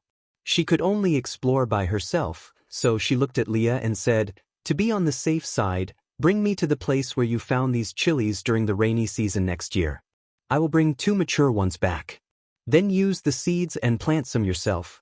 Let's see which one bears fruit. But Leah was at a loss. There are many of these things in the mountains and they grow every year. I can go and pluck them for you when you want them. Why go through so much trouble?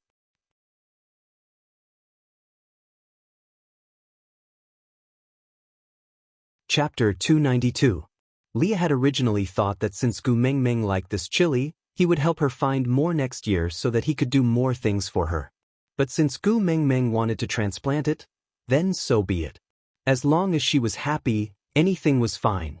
So even though Elvis and Leah felt that there was no need to transplant it, but since Gu Mengmeng liked it, they naturally had no reason to object.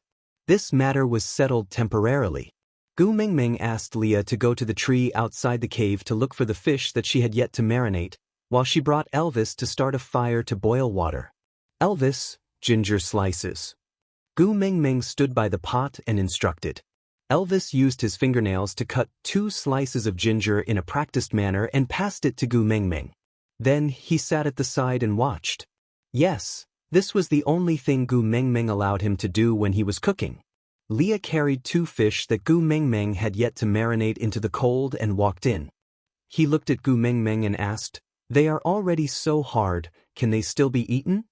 Gu Mengmeng took over the fish and playfully knocked the 2 fishes against each other, causing some ice shards to fall from the fish. Gu Mengmeng giggled and turned to look at Elvis, asking, "Hubby, can your claws cut the frozen fish?" Elvis took the fish from Gu Mengmeng and looked at her unhappily. Then he grabbed her little hand and placed it on his waist, saying, "This thing is too cold, don't take it yourself next time." Gu Mengmeng smiled sweetly and agreed. Elvis turned his right hand into a sharp claw and slashed at the frozen fish. That frozen fish was like tofu being cut by a small knife, cleanly sliced into pieces. Most importantly, every piece of fish was as thick as the ginger Elvis had cut. Gu Mengmeng was dumbfounded as she shook her head and clapped. Seeing Elvis turn to look at her, she could not help but give him 2 thumbs up and praised, "Hubby, you're too awesome. I won't dare to pull your ears anymore. If you can't control yourself and scratch me, Elvis retracted his sharp claws and his hands returned to their slender and fair state. He poked Gu Mengmeng's head and said, "My claws and fangs will never be used on you. Don't worry too much." Gu Mengmeng smiled fawningly. "That's right, hubby loves me the most, Mua." Elvis accepted Gu Mengmeng's exaggerated praise with a smile. No matter how many times he heard it, it was always useful. Gu Mengmeng broke the washed chili into pieces and threw them into the pot to cook.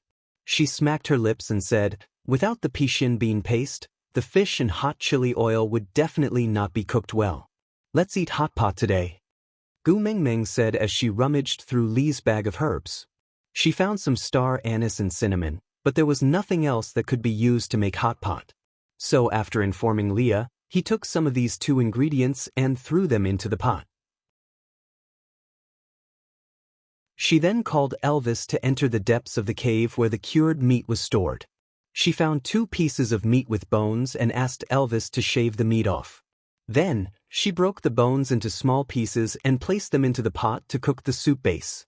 Gu Mengmeng took a deep breath when the rich bone broth was filled with an alluring aroma, before placing the fish into the pot. She used the long chopsticks that Elvis had specially made for her to rinse the meat, then picked up a piece of fish and sent it into her mouth. The fish was caught when it was at its freshest and fattest. The weather was so cold that it felt like it had been placed into a frozen freezer. It did not affect the freshness of the fish at all, and instead, it added a firm and chewy texture to it. When the piece of fish entered her stomach, the spicy sensation instantly whetted Gu Mengmeng's appetite. Her index finger moved, as if all the blood in her body was boiling. Aside from the topic, today's update had ended and it was the last explosive update during the PK period.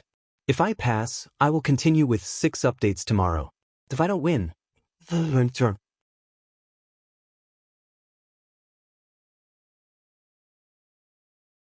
Chapter 293. Unfortunately, Gu Mengmeng had eaten too much without knowing the limits of the food. In the end, her stomach could not take the stimulation and she vomited out everything she had eaten.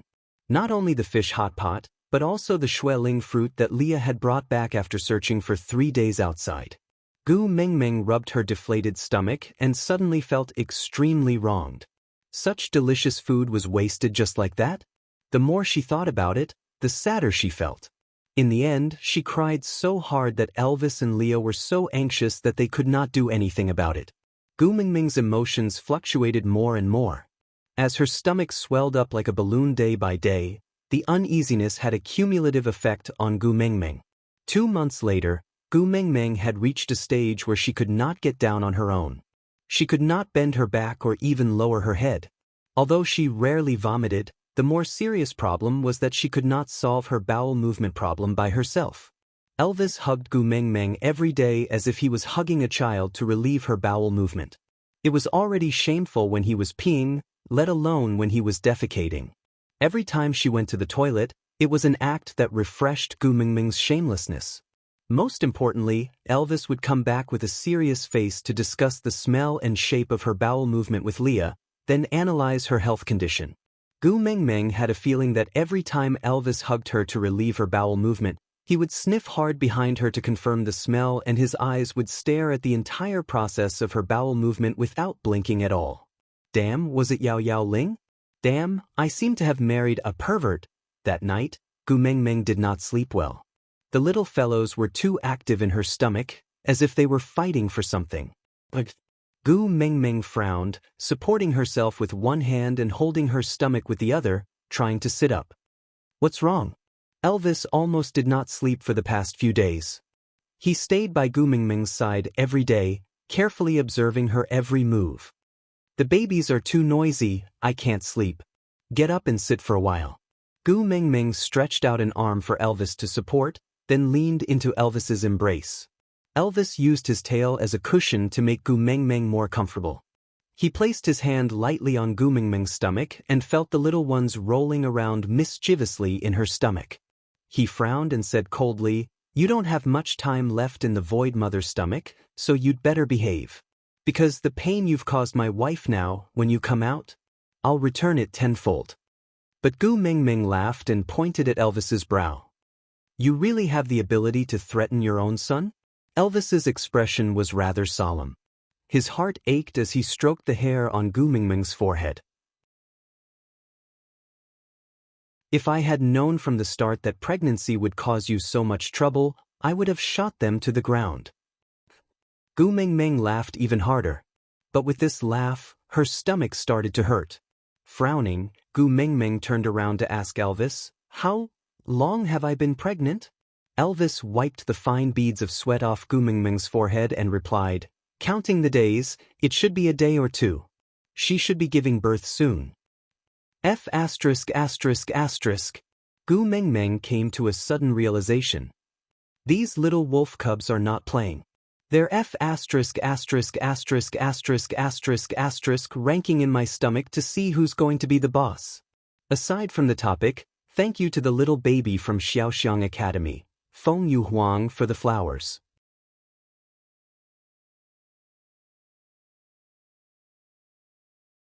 Chapter 294.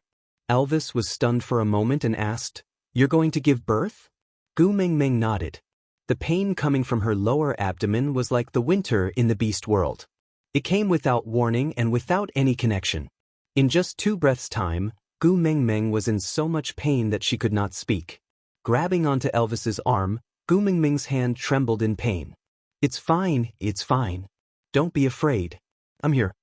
Elvis hugged Gu Mingming to stabilize her body while howling at Leah, who was staying in the outermost cave. Before Leah entered, he already knew what had happened.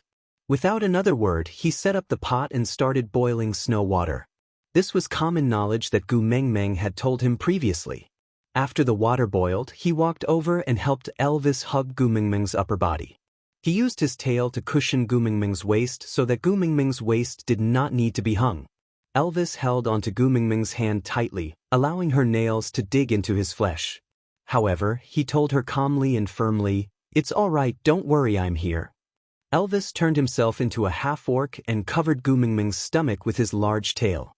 On one hand, it was to prevent her from catching a cold, and on the other hand, it was to block her vision. On the other hand, he transformed his head back into his wolf form and crawled under the curve of Gu Mingming's left leg. He stuck out his moist and warm tongue to lick the little wolf's head, where the skull could already be seen. Ah! Gu Mengmeng was in excruciating pain. She had no other choice but to scream. Leah hugged Gu Mengmeng's neck and pressed her against his chest. He kissed her forehead continuously and whispered into her ear, "Don't be scared, don't be scared. Elvis and I are watching over you. You will be fine, you will definitely be fine." Gu Mengmeng felt as if thousands of beasts were galloping in her heart. She wanted to scold, "What's the use of guarding me? If you have the ability, why don't you take my place?" Unfortunately, she was in too much pain and didn't have the strength to curse. On Elvis's side, the little wolf's head had already squeezed out from Gu Mengmeng's body. Elvis immediately licked away the placenta on the little wolf's face to prevent it from suffocating to death. He tried to gently pull the little wolf's head out, to see if it could help Gu Mengmeng give birth faster and lessen the pain. But with this tug, Gu Mengmeng almost fainted, scaring Elvis so much that he did not dare to act rashly anymore. He just felt that these wolf cubs were getting uglier and were not likable at all. Gu Mengmeng took a deep breath and exerted force, feeling something slipping out from her body. That feeling was a little mysterious, just like when one was constipated and had to endure the pain to excrete. This time, Gu Mengmeng had used all her strength. Like a fish that had been stranded, she opened her mouth and panted heavily. While she was not in so much pain, she tilted her head and asked Elvis in a weak voice, "Hubby, are you done giving birth?" Elvis used his fastest speed to bite off the little wolf's umbilical cord, then licked the little wolf that was covered in blood clean. Turning his head back to human form, he sat up straight and used his other hand to grab the back of the little wolf's neck, bringing it in front of Gu Mengmeng. "The first one is born. It's not like you, it's so ugly." Gu Mengmeng let go of Elvis's hand and stretched both her hands forward to catch her first child. This feeling was very strange. The little fellow in her arms looked like a newborn husky no matter how she looked at it, but she could not treat it as a pet. Kissing its little face that still had its eyes tightly shut, Gu Mengmeng smiled blissfully. Aside from the topic, to be honest, I wrote this birth process when I watched the husky give birth. I have never seen a real wolf giving birth. If there are professionals who have seen wolves giving birth and found any loopholes, feel free to point them out. Thank you to the little baby from Xiaoxiang Academy, Beard is like frost, for her comment.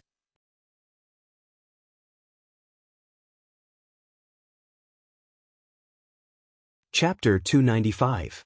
Just as Gu Mengmeng wanted to tease her child, another wave of pain came from her lower abdomen.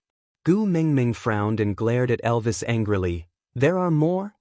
Elvis nodded and replied, "Look at this stomach, there are at least 2 more. Elvis, divorce. I don't want to give birth anymore." Gu Mengmeng shouted, but at the same time, she started to exert force with all her might. With the first opening the way, the birth of the second one was obviously much smoother. Although Gu Mengmeng was still in so much pain that she could not speak, the pain coming from her lower body was not as heart-wrenching as when she gave birth to the first one. Maybe, it was because she was in too much pain that she became numb. No matter what, this was a good thing for Gu Mengmeng. Elvis's actions were swift as he licked the embryonic membranes clean one by one. Then, as if he was carrying old Wang's newborn huskies next door, he captured them one by one and placed them in front of Gu Mengmeng. He let Gu Mengmeng take a look at them before lining them up beside the first one, not allowing Gu Mengmeng to hug them anymore. Finally, all 3 were born. Gu Mengmeng heaved a sigh of relief and asked carefully, "This time, there are no more, right?" Elvis raised his head and looked at Gu Mengmeng with a face full of blood. He pursed his lips and answered, "There should be 1 more." Gu Mengmeng grabbed the water bowl at the side and smashed it on Elvis's head. She roared with a thick sobbing tone, "Divorce! I want a divorce!" Elvis sighed and glared at the 3 little ones who were mumbling beside Gu Mengmeng. Then he replied seriously, "Xiao Meng, just give up on this idea. Even if you beat me to death, I will never divorce you." Gu Mengmeng originally thought that after experiencing the torture of the first 3, the 4th one would be more successful. But the result was the exact opposite. The 4th one seemed to be bigger than the previous 3. It was so full that Gu Mengmeng felt like her body was going to break down. Yet, this fellow did not even have the chance to peek his little head out. Elvis also noticed the abnormality and hurriedly went back to lick Gu Mengmeng's wound. He used his saliva as a lubricant and even sucked lightly, trying to help Gu Mengmeng with external force. But all these were useless. Gu Mengmeng clenched her teeth and exerted all her strength, but the child's head was too big and was stuck there. After giving birth to the first 3 babies, Gu Mengmeng was actually exhausted. It would be fine if this baby was born successfully, but unfortunately, it was a big-headed baby. After a few rounds, Gu Mengmeng could not even breathe smoothly. Not to mention exerting strength, she did not even have the strength to scold Elvis. Elvis frowned and looked at the exhausted Gu Mengmeng, then looked at the 4th brother who was stuck there and could not even stretch his head out.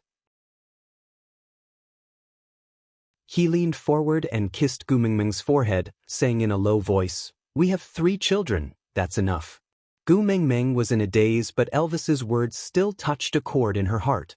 She grabbed Elvis's hand weakly and asked in a breathless voice, "What do you want to do?" Elvis's blue eyes were filled with heartache and anger.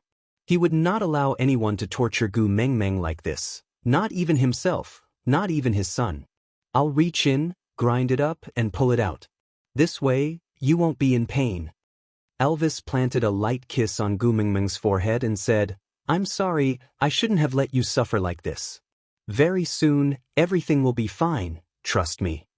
Aside from the topic, on the first day, Susu was very nervous. Thank you to all the babies who came to support Susu on the first day. Thank you for making me feel at ease. Remember to join the group activities.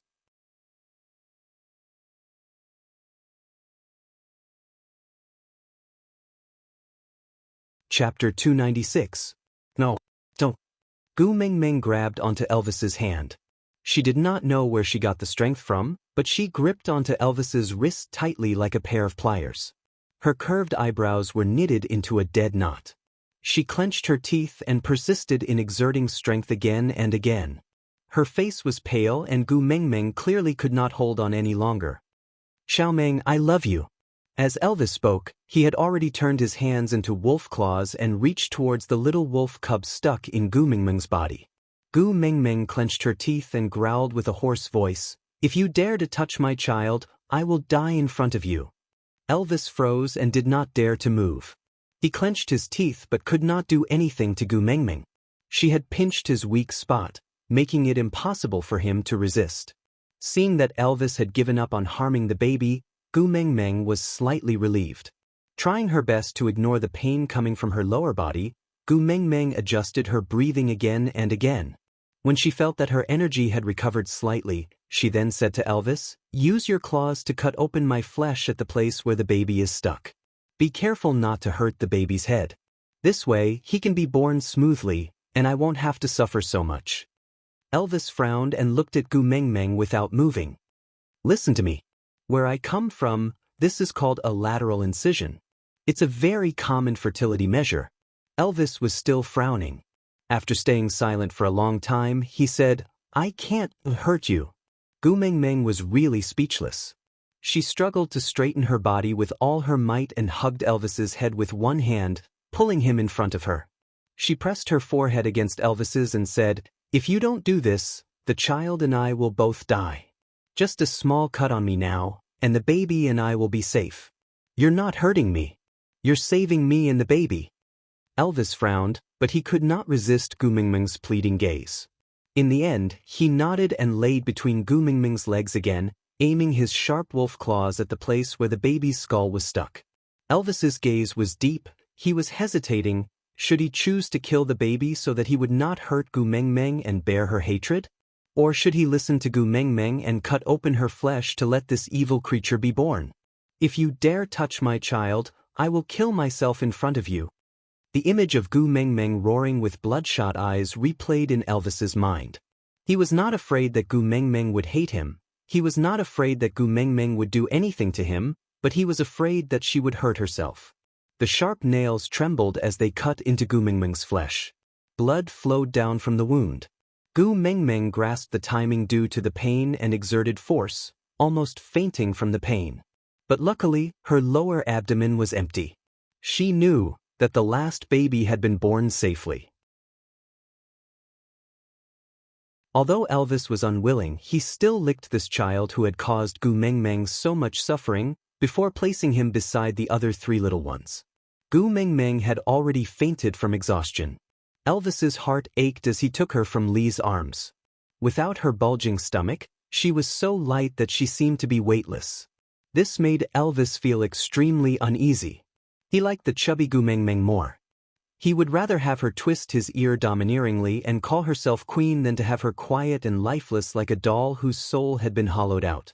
Glancing at the 4 little ones sleeping quietly at the side, Elvis's emotions were extremely complicated.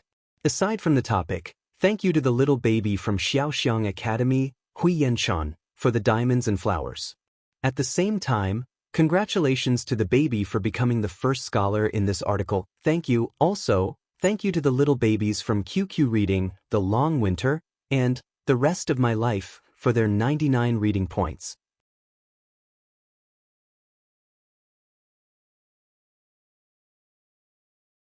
Chapter 297. When Gu Mengmeng woke up again, it was already the afternoon of the second day. The 4 little fellows huddled into Gu Mengmeng's arms while whining. As long as Elvis and Leah dared to touch one of them, the other 3 would scream at the top of their lungs. In order not to disturb Gu Mengmeng, Elvis endured the thick veins on his forehead and glared at the 4 fellows making a mess. But it was a pity that newborn calves were not afraid of tigers. Newborn wolf cubs were also not afraid of their fathers. No matter how Elvis released his powerful aura, the 4 little ones just huddled into Gu Mengmeng's arms while whining, completely unafraid of their own fathers. The moment Gu Mengmeng opened her eyes, she was melted by her 4 sons. With their eyes still closed, they rubbed their little pink noses into her arms. Their short limbs could not support their chubby bodies and they all laid on the bed, whimpering. Gu Mengmeng reached out her hand and tapped one of their little faces. The little fellow immediately turned his head and sucked on her finger with all his might. Hungry? Perhaps it was the nature of a mother and son. Gu Mengmeng instantly understood what her sons meant even though there was no verbal communication. She turned to look at Leah and Elvis. The former's face was as warm as a spring breeze while the latter's face was as cold as ice. Those who did not know better would have thought that this nest was Li's cubs. Both of you go out for a while, I want to feed the kids. Actually, Gu Mengmeng wanted to ask Leah to leave, but she was too embarrassed to only chase one of them away, so she could only chase both of them away. But Leah shrugged his shoulders and said, "Are you sure you can feed all 4 of them at the same time, without any help?" Gu Mengmeng did not understand what Leah meant at first. When she followed Li's gaze and lowered her head to look at her chest, her face instantly burned up. Damn it, there were only 2 milk bottles and 4 sons, what should she do? Elvis walked forward and picked up the 3rd and 2nd brothers with each hand, saying, "Feed those 2 first, I will look after these 2 first." Gu Mengmeng looked at Leah and thought to herself, why aren't you going out yet? But Leah sat on the ground nonchalantly, looking like a good student waiting for the old professor to start his lesson. He had no intention of leaving at all. Gu Mengmeng held it in for a long while and the 2 sons in Elvis's arms wailed even more miserably, as if Elvis was not their father but a human trafficker. She could not wait any longer, her sons would starve to death if she waited any longer. Gu Mengmeng cleared her throat and said, "That? Elvis can stay behind to help me. Leah, why don't you help me prepare some food first?" Li's eyes narrowed with a smile and nodded in agreement before walking out. Once Leah went out, Gu Mengmeng hurriedly removed her clothes and started breastfeeding her 2 sons in a rather shameful position. The reason why this position was a little shameful was because if an Elvis who was lying on his back was added to the scene, it would be a F***King live erotic scene. Gu Mengmeng was lying down to feed her sons while Elvis was focused on playing the role of a human trafficker.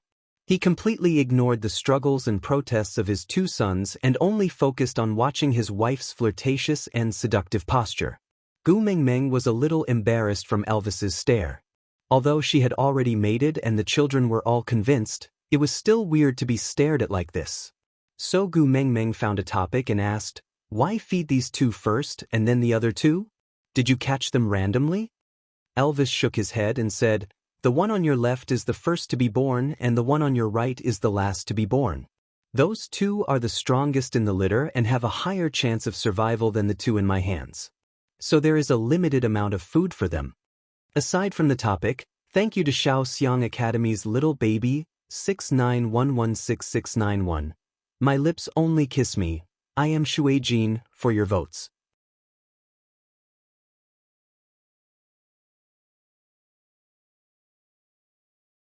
Chapter 298.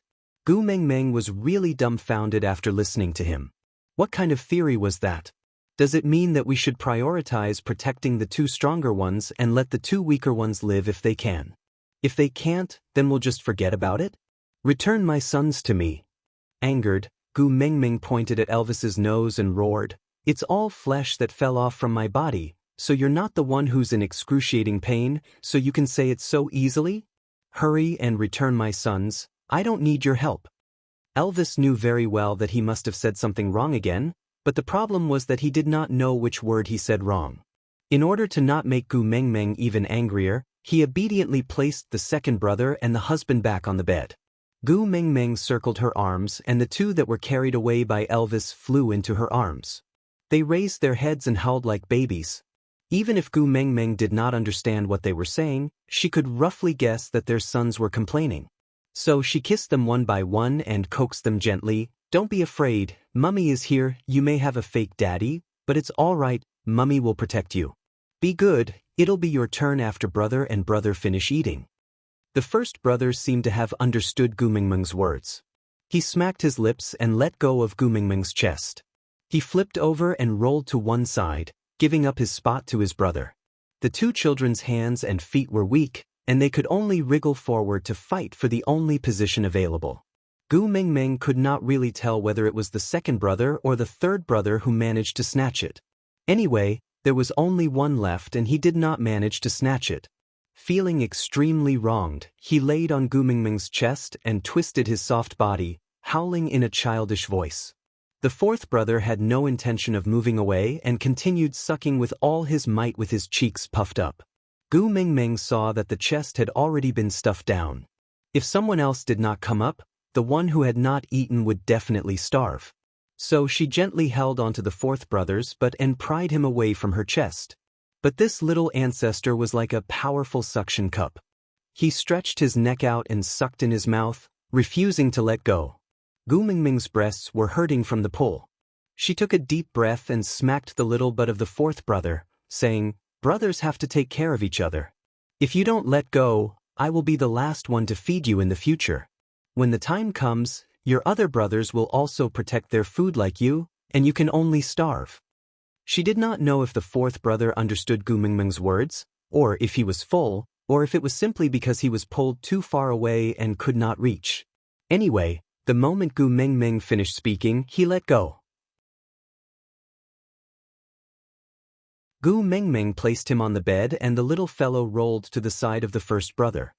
He rested his chin on the back of the first brother and yawned lazily. Kicking his chubby legs, he fell into a deep sleep. The second brother and third brother were eating happily when Leah came in with a stone pot.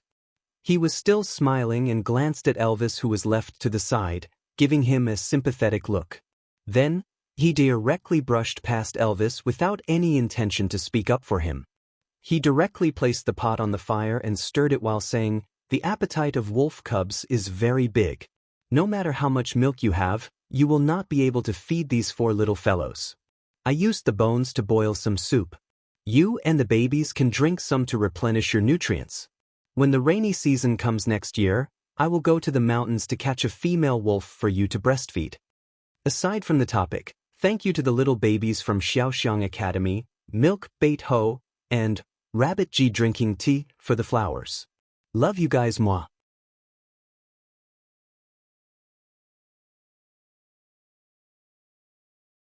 Chapter 299.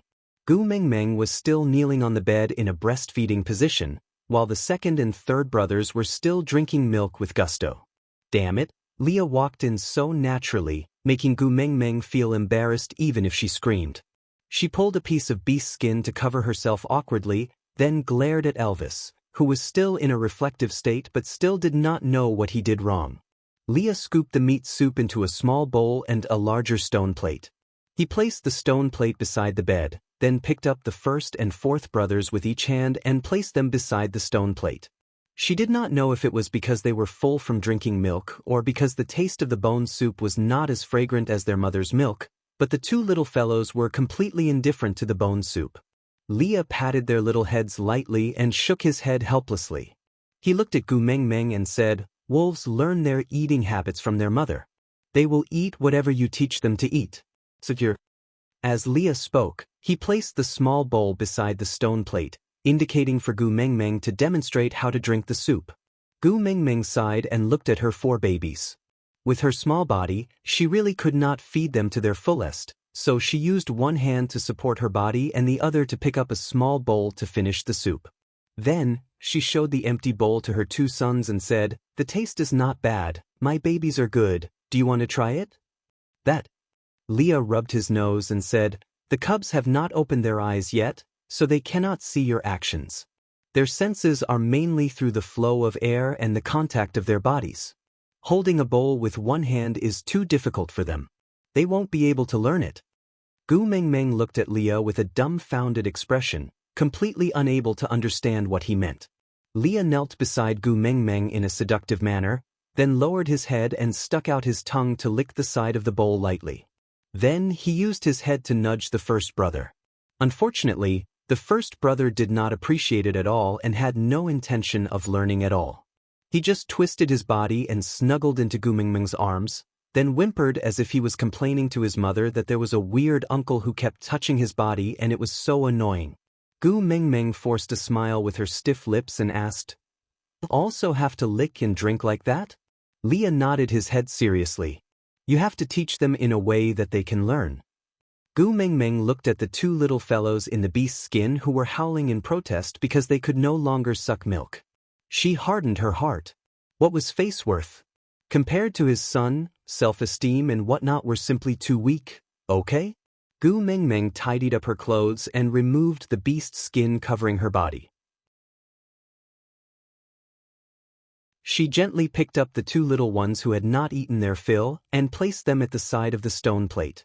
The five of them formed a circle that looked like a sunflower.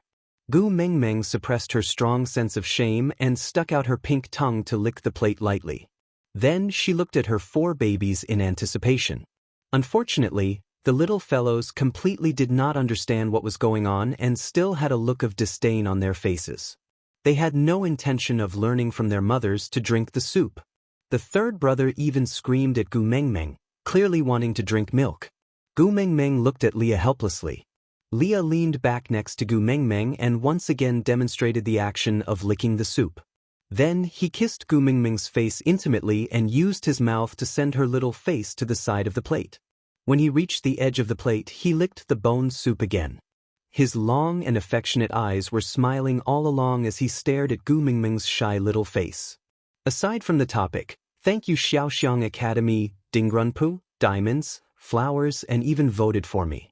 I'm so touched, thank you baby.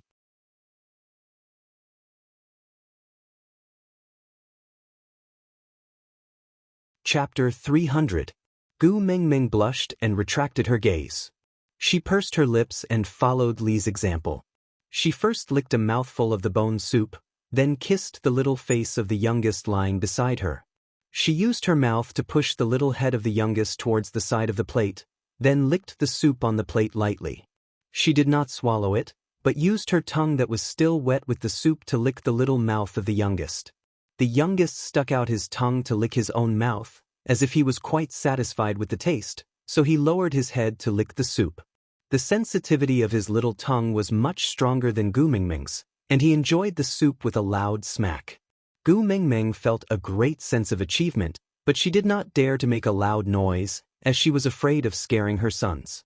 Then she would use the same method to guide the other three sons. But what frustrated her was that the other three fellows firmly believed that the bone soup was not as fragrant as their mother's milk. Other than reluctantly finishing the soup that Gu Mengmeng had licked onto their mouths, They were completely unwilling to lower their noble heads. Gu Mengmeng looked at the youngest whose belly was already round from eating, then at the other three little fellows who were still crying piteously for food, before looking at Leo with a pleading gaze. Leo shrugged his shoulders and stood up.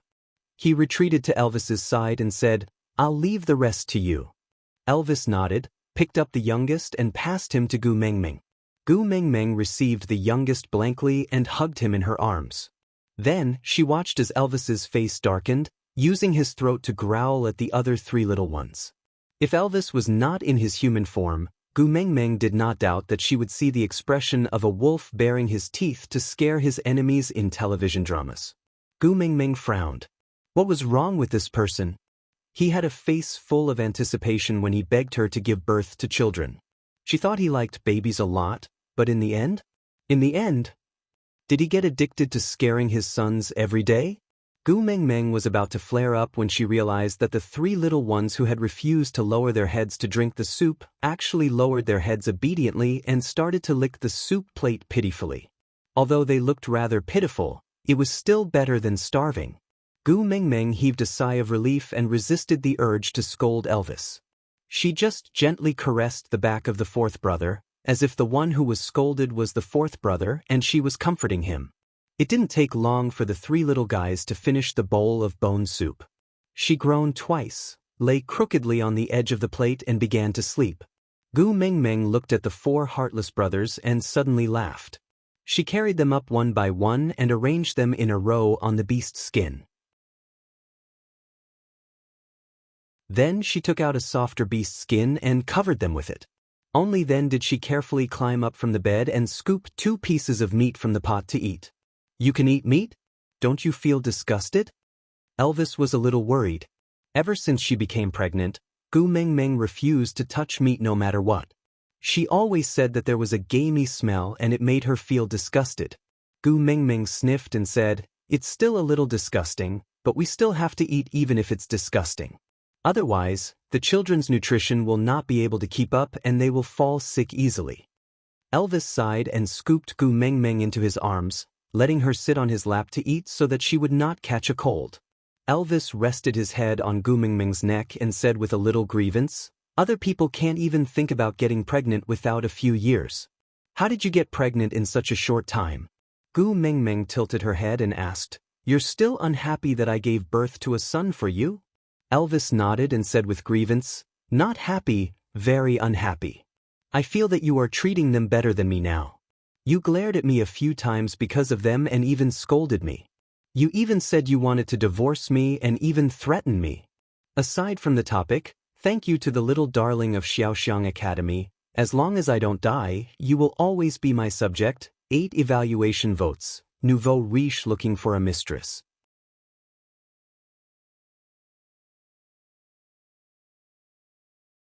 Chapter 301. The corners of Gu Mengmeng's mouth twitched, not knowing whether to cry or laugh. "Hey, Elvis, do you still want your black-bellied and bloodthirsty boss image? Can you still be saved when your image has collapsed to this extent?" Elvis hugged Gu Mengmeng, his voice carrying a tinge of grievance. He wagged his black, gilded tail twice, looking like a husky that destroyed his house. He rested his chin on Gu Mengmeng's shoulder and tilted his head outwards, facing the side of Gu Mengmeng's face. He whispered into her ear, "Most importantly, because of them, I have not touched you for 2 whole months. Cough, cough." Gu Mengmeng choked on the mouthful of meat soup she just drank because of Elvis's words. She looked at Elvis, who was begging for sex with her, with a face full of shock. Gu Mengmeng did not doubt that having sex with Elvis was even more painful than giving birth to the fourth brother. Just thinking about it, Gu Mengmeng felt the tear in her lower body starting to hurt again. She frowned and said with a weak voice, "I have to go through confinement. It still hurts now." Elvis nodded his head pitifully and said, "I know, Leah told me when he was stitching you up. Your healing ability is not as good as a male's and this wound needs at least 1 to 2 months to recover. Even if it recovers, you can't mate for now." As Elvis said that, he looked at his 4 sons who were sleeping soundly on the bed with snot coming out of their noses. The disdain on his face was especially obvious. Gu Mengmeng was in a state of confusion. She looked at Elvis in a daze for a long time before asking, "You said Leah stitched me up?" Elvis nodded and said, "Yes, it's the place where you made me cut. You said that it's called a side incision." "Yes, it's that side incision wound. If left unattended, it would keep bleeding. I couldn't stop it even after licking it for a long time, so I could only ask Leah to stitch it up for you. Luckily you taught him how to stitch before, or else I wouldn't know what to do." Gu Mingming really did not want to live anymore. She said with a face full of despair, "You even licked it in front of Leah?" Elvis nodded and said, "Because I couldn't stop the blood no matter how I licked it, so I asked Leah to come over and help me check if the way I licked was wrong." Gu Mengmeng held onto Elvis's shoulders with both hands and looked at him with a pleading gaze. She asked carefully, "You didn't let you were the only one licking, right?" Elvis thought about it seriously, then nodded and said, "Before you accept Leah, I will not let him touch the places that are covered by your clothes.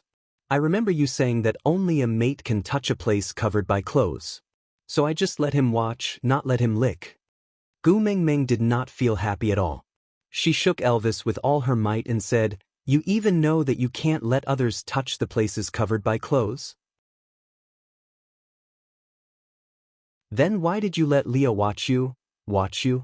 Lick this it?" Elvis didn't understand and said, "He just looked, he didn't touch, really." Gu Mengmeng slapped her own head and looked at Elvis with a grievance, saying, "But he was the one who stitched it up for me." Elvis came to a sudden realization and with a shocked face, he frowned and said, "The situation was too dangerous then. If I didn't let him stitch you up, your blood would keep flowing. If you're really too angry, slap him 2 more times? Just like the previous time, slap 2 times, then you won't be angry anymore, alright?" Aside from the topic, thank you to Shao Xiang Academy's Holly Lamb for the fresh flowers and evaluation tickets.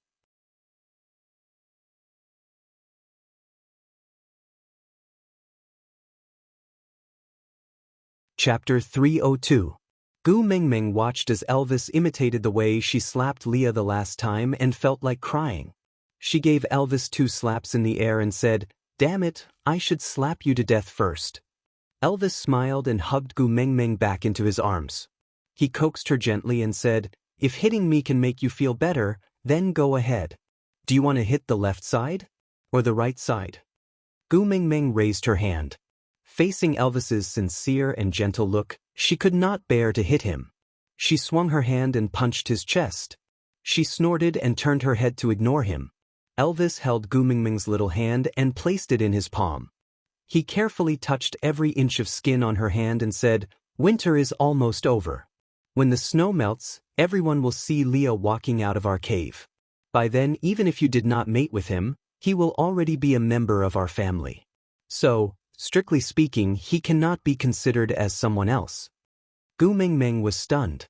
She tilted her head and asked Elvis, "What do you mean?" Elvis always knew that Gu Mengmeng had no concept of the rules in the beast world.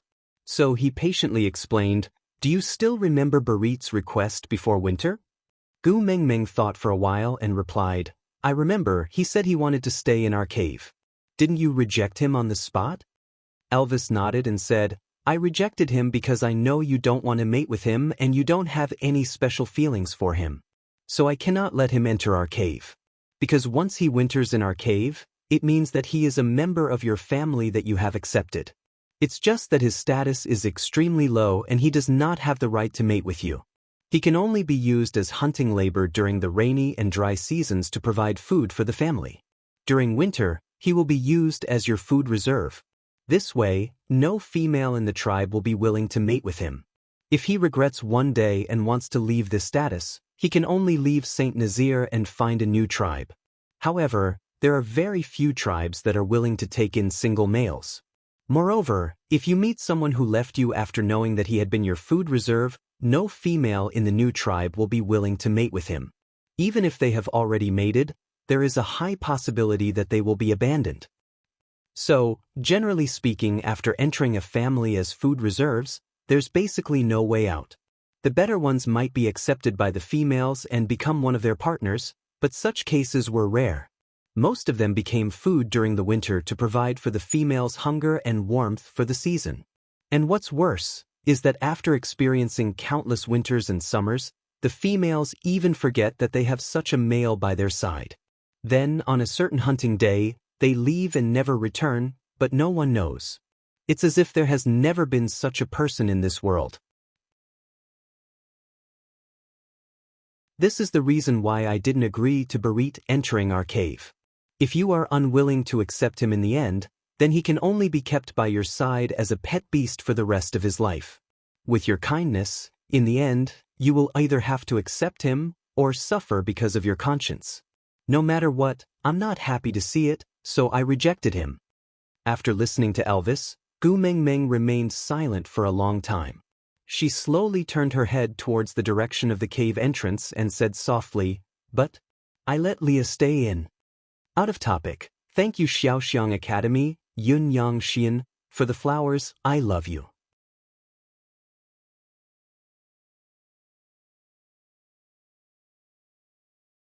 Chapter 303. Elvis heaved a sigh of relief because Gu Mingming's sentence should have been said by him, but he had deliberated for a long time. No matter how he put it, it sounded like a rebuke and he did not want to rebuke Gu Mengmeng. Elvis felt his heart ache when Gu Mengmeng said it herself. He hugged Gu Mengmeng and said, "Leah and Barit are different. I know you like him." Gu Mengmeng turned around and asked Elvis, "You are always trying to incite me to accept Leah. Don't you feel jealous? Aren't you worried that I will have a change of heart?" Elvis thought about it seriously and nodded. "Of course I'm worried. How can I not be worried? When you were dating him in the past, you could not even see me in your eyes. At that time, I was extremely upset every day. But because I was upset, I don't want you to experience the same thing. Since you like him, then let's be together. I only have one request. That is his mark. Do not appear on your chest. Or else, I might not be able to take it." Gu Mengmeng sighed. She really did not know how to respond to Elvis's generosity. She thought about it and said, "Why don't we ask Leah to leave before winter ends? That way, no one will know that he has been staying in our cave for so long." Elvis looked at Gu Mengmeng and smiled. "Looks like pregnancy makes one foolish for 3 years is true." Hiss. Gu Mengmeng glared at him. Elvis immediately shut his mouth and changed his words. "Did you forget that Ian from the Eagle Owl tribe came to our cave before? Although the birds tribe's sense of smell is not as good as ours, their eyesight is extremely good. I heard that no detail can escape their eyes. He stood at the entrance for so long that day and probably knew that Leah was staying in our cave. Unless Leah and I kill all 32 of them now and leave no one alive, we can't hide the fact that Leah is staying in our cave during winter." Gu Mengmeng bit her lower lip and kept quiet. She raised her head again and looked at Elvis helplessly. "I only hoped that he could save you, so when he suggested staying here, I agreed without a second thought. I didn't know things would turn out like this. Even if you and I join hands, it is almost impossible to kill 32 eagle owls at the same time. Don't forget they can fly. As long as he ascends to the heavens, there's nothing we can do." Leah was already leaning against the entrance of the cave. He tilted his head and looked at them with a faint smile. Gu Mengmeng felt guilty and lowered her head. "Leah, I'm sorry." Leah took 2 steps forward, hugging his knees as he squatted down. He accommodated Gu Mengmeng's height and looked straight into her eyes. His long and affectionate eyes were filled with seriousness. His large furry tail swayed behind him, one black and one white, reflecting off Elvis's tail. His 2 pure white fox ears were on top of his head. His demon-like posture was filled with an immortal aura that was not tainted by dust. It was so clean that it was like a gust of wind that blew through the snow. It was so cool that one did not dare to breathe, afraid that they would pollute the air. I've said it before. I want to hear your confession more than an apology. Leah looked at Gu Mengmeng seriously. His smile was so gentle that it made her heart ache. "In order to not make you hate me, I have been working very hard to guard the boundaries you mentioned. No matter how much I want to hug you, I can only hug myself like this. I clearly want to kiss you, but I can only look at you from afar. I feel very satisfied to be able to do something for you. But if you still won't allow me to stay..." Aside from the topic, Thank you for the 20 diamonds from Xiaoxiang Academy's Bloodstained City. Currently, you are the person with the highest fan value in Wenwen and also the second scholar in this article. Thank you, baby, for your support.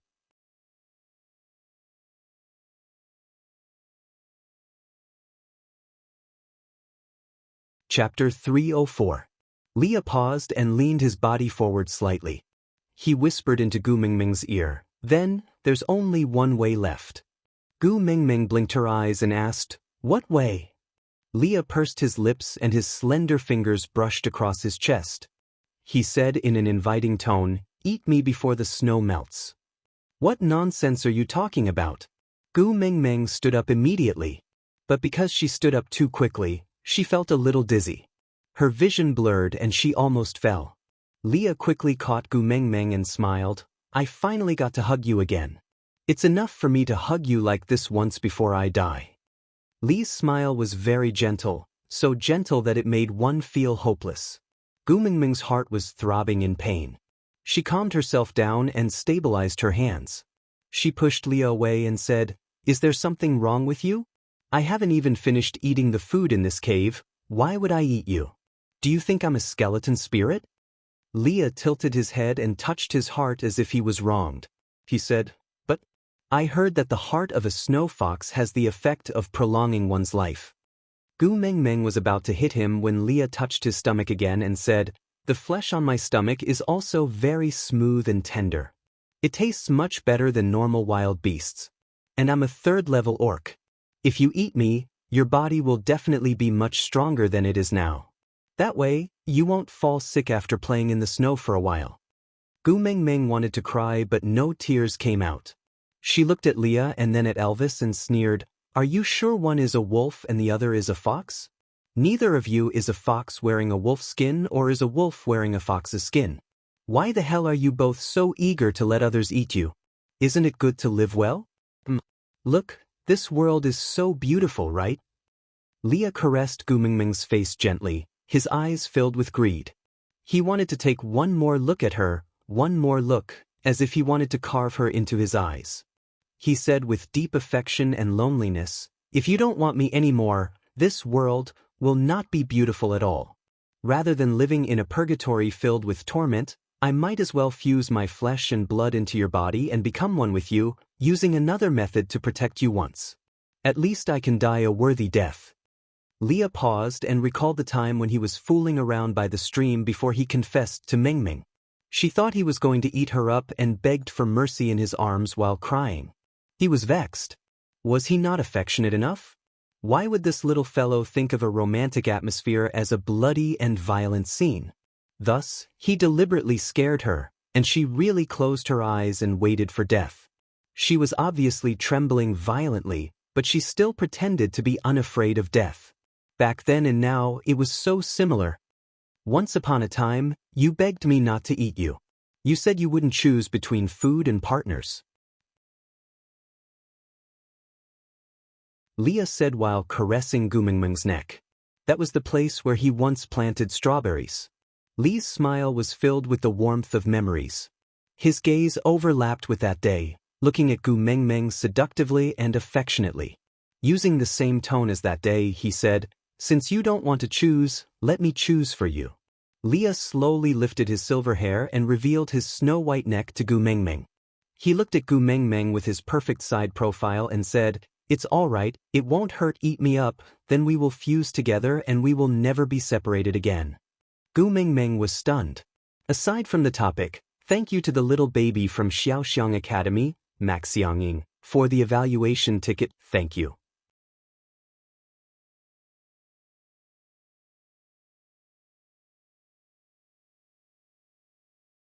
Chapter 305. Gu Mingming remembered that Leah had said that to her before. But at that time, sighing, Gu Mingming pushed Leah away and said, "Stop fooling around, you know I won't eat you." Leah was very dejected, as if he was very disappointed with Gu Mingming's unparalleled ability. He patted his stomach and muttered to himself, "It should be delicious, why don't I like it?" Gu Mingming was really speechless. First it was Barit, then Elvis, and now Leah was the same. What was wrong with the males in the beast world? The boundless world was rich in resources and there were so many things to eat. Why did they have to suggest others to eat them? Did they think they were mantises? Gu Mingming returned to Elvis's arms and looked up at Leah, saying, "Sit down, let's eat something together." Leah nodded and sat cross-legged beside Elvis. He placed his elbows on his knees and his hands on his cheeks. He looked at Gu Mingming and smiled, saying, "Are you trying to feed me until I'm fat before eating?" Gu Mingming raised her little fist and made an action as if she was going to hit someone, saying, "Don't provoke me, I just gave birth and can't take fright. Don't keep telling me scary stories about people eating people. If you scare me until I lose my milk, I will fight you for my sons." Leah shrugged his shoulders and finally avoided this topic. Gu Mingming scooped a big piece of meat from the pot and passed it to Elvis, saying, "You took care of the 5 of us for an entire day and I didn't see you eat anything. I must have tired you out when I was pregnant previously, right?" Elvis did not reject her, because winter was really about to end and the food stored in the cave was enough for them to eat until the rainy season when their prey would come out. In order not to waste food, Elvis always chewed the bones and swallowed them, because he realized that cooked bones were much easier to digest than raw ones. Rather than throwing them away, he would rather eat them. So most of the time, he would secretly pick up the leftover bones from Gu Mingming and eat them, so as to save as much food for Gu Mingming. Gu Mingming was also used to Elvis's way of eating bones without spitting out the bones, so she would usually choose those with more meat and less bones for Elvis to eat, afraid that he would suffer from indigestion and end up with stones. Elvis swallowed his food and kissed Gu Mingming's little face. "Compared to your suffering, how can my suffering be considered as any hardship?" Gu Mingming smiled, feeling very touched. She had an older sister who worked as a white-collar worker in a company before she got married. Her monthly salary was less than 10,000, and she was very confident wherever she went. Not long after they got married, she got pregnant. Her husband wanted her to stay at home to raise the baby, and she agreed. However, once she quit her job, it would be difficult for her to go back to work. When she was pregnant, she had to wait to give birth. After giving birth, she had to wait to go to kindergarten.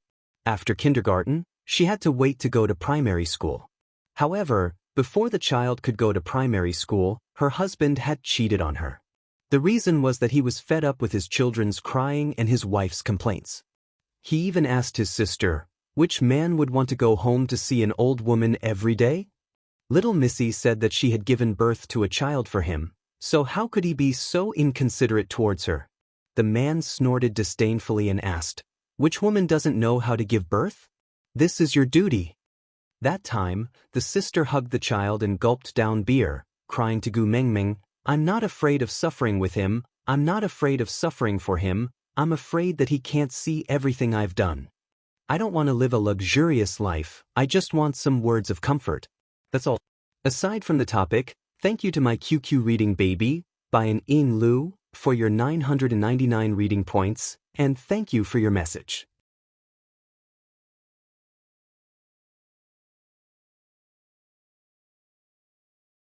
Chapter 306. That night, Gu Mingming did not return home. Instead, she stayed in the hotel with her drunk sister and helped her take care of her young son. But the next day, Gu Mingming was woken up by the police. A bone-piercing cold wind blew in through the open window. And that window was the exit that the sister had used to escape from this hopeless world with her child. Gu Mingming sighed. She did not know why she would suddenly recall this memory. She just felt a little disappointed. She looked up at Elvis and said, "Thank you for seeing everything I did. Thank you for comforting me." Elvis sharply sensed that Gu Mingming's emotions were not right. He kissed her lips lightly and asked, "What's wrong? Something on your mind?" Gu Mingming shook her head and smiled. "Maybe it's the legendary depression." Elvis looked at Leah, who shook his head to indicate that he had never heard of it. He did not know what to do either. Gu Mingming patted her face to cheer herself up. Then she smiled and said, "All right, I'm fine. Don't worry." Elvis hugged Gu Mingming and gently stroked her hair. He comforted her gently, "Don't be depressed, don't be depressed, don't worry. You have me." Gu Mingming nodded and said, "I know, I have a good hubby." Elvis accepted Gu Mingming's compliment with a smile. The word, hubby, was especially pleasing to the ears. Hey, my good hubby, shouldn't we be doing something serious now? Gu Mingming asked with a smile. Elvis looked at Gu Mingming's lower body thoughtfully. Then he shook his head firmly and said, although I really want to, your body has not recovered yet. I can't do it for now. Gu Mingming's melancholy mood was instantly broken by Elvis. She picked up her chopsticks and knocked on Elvis's head, saying, what are you thinking about? I'm talking about serious matters. Elvis said seriously, it's serious matters. But Xiaomeng, you really need to rest. Gu Mingming really did not know whether to laugh or cry. She shook her head and said, I know I need to rest. The serious matters I'm talking about are not the unserious matters you are thinking about. I'm talking about our 4 babies. We can't possibly call them first, second, third, and fourth every day, right? Isn't it time to give it a proper name? Elvis looked at Gu Mingming and thought seriously for a while before replying, whatever, you can call me whatever you like. Gu Mingming really wanted to spit blood on Elvis's face. She complained, can you be more attentive? He's your son after all. What do you mean by, whatever? Elvis said, my name was randomly chosen by me after I became an adult. Leia, what about you? Leah thought for a moment before replying, I snatched my name from someone else after I became an adult. The corners of Gu Mingming's lips twitched as she asked, is there a need to fight over names? Leah nodded and said, I think his name sounds nice, so I killed him and his name belongs to me. If one day someone likes my name, they can also challenge me. Many people are like this. Elvis added, yeah, I snatched 2 names in the past too, but after snatching them, I felt that they didn't sound good, so I just gave up and randomly picked one for myself. I've met people who tried to steal my name before, but they never beat me up. Gu Mingming's face was filled with despair. It's just a damn name, what's there to snatch? If you don't believe me, you can just go to the village entrance and shout, dog leftover. Even if there aren't 10 people, at least 8 will respond to you. According to the logic of the beast world, the strongest dog leftover in the village has to strangle all the other dog leftovers in the village to monopolize the name dog leftover. Aside from the topic, thank you to the QQ reading baby, Lazy Das Wang, for the 399 reading points.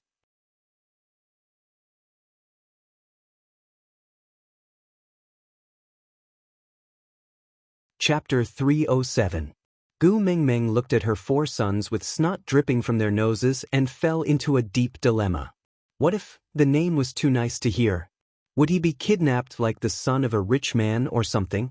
Scenario: XXX, ask your mother to hand over your name or else I will bite you to death. Gu Mingming shook her head, feeling like her life was about to collapse. Sighing, Gu Mingming turned to look at Elvis and held his hands with both her hands. Hubby, you will protect our sons, right? Elvis looked at the 4 little ones and said in disdain, male cubs can protect themselves, I will only protect you. Gu Mingming nodded. That's good. You protect me and I will protect my sons. If anyone dares to snatch my sons' names in the future, you will help me to send them flying, all right?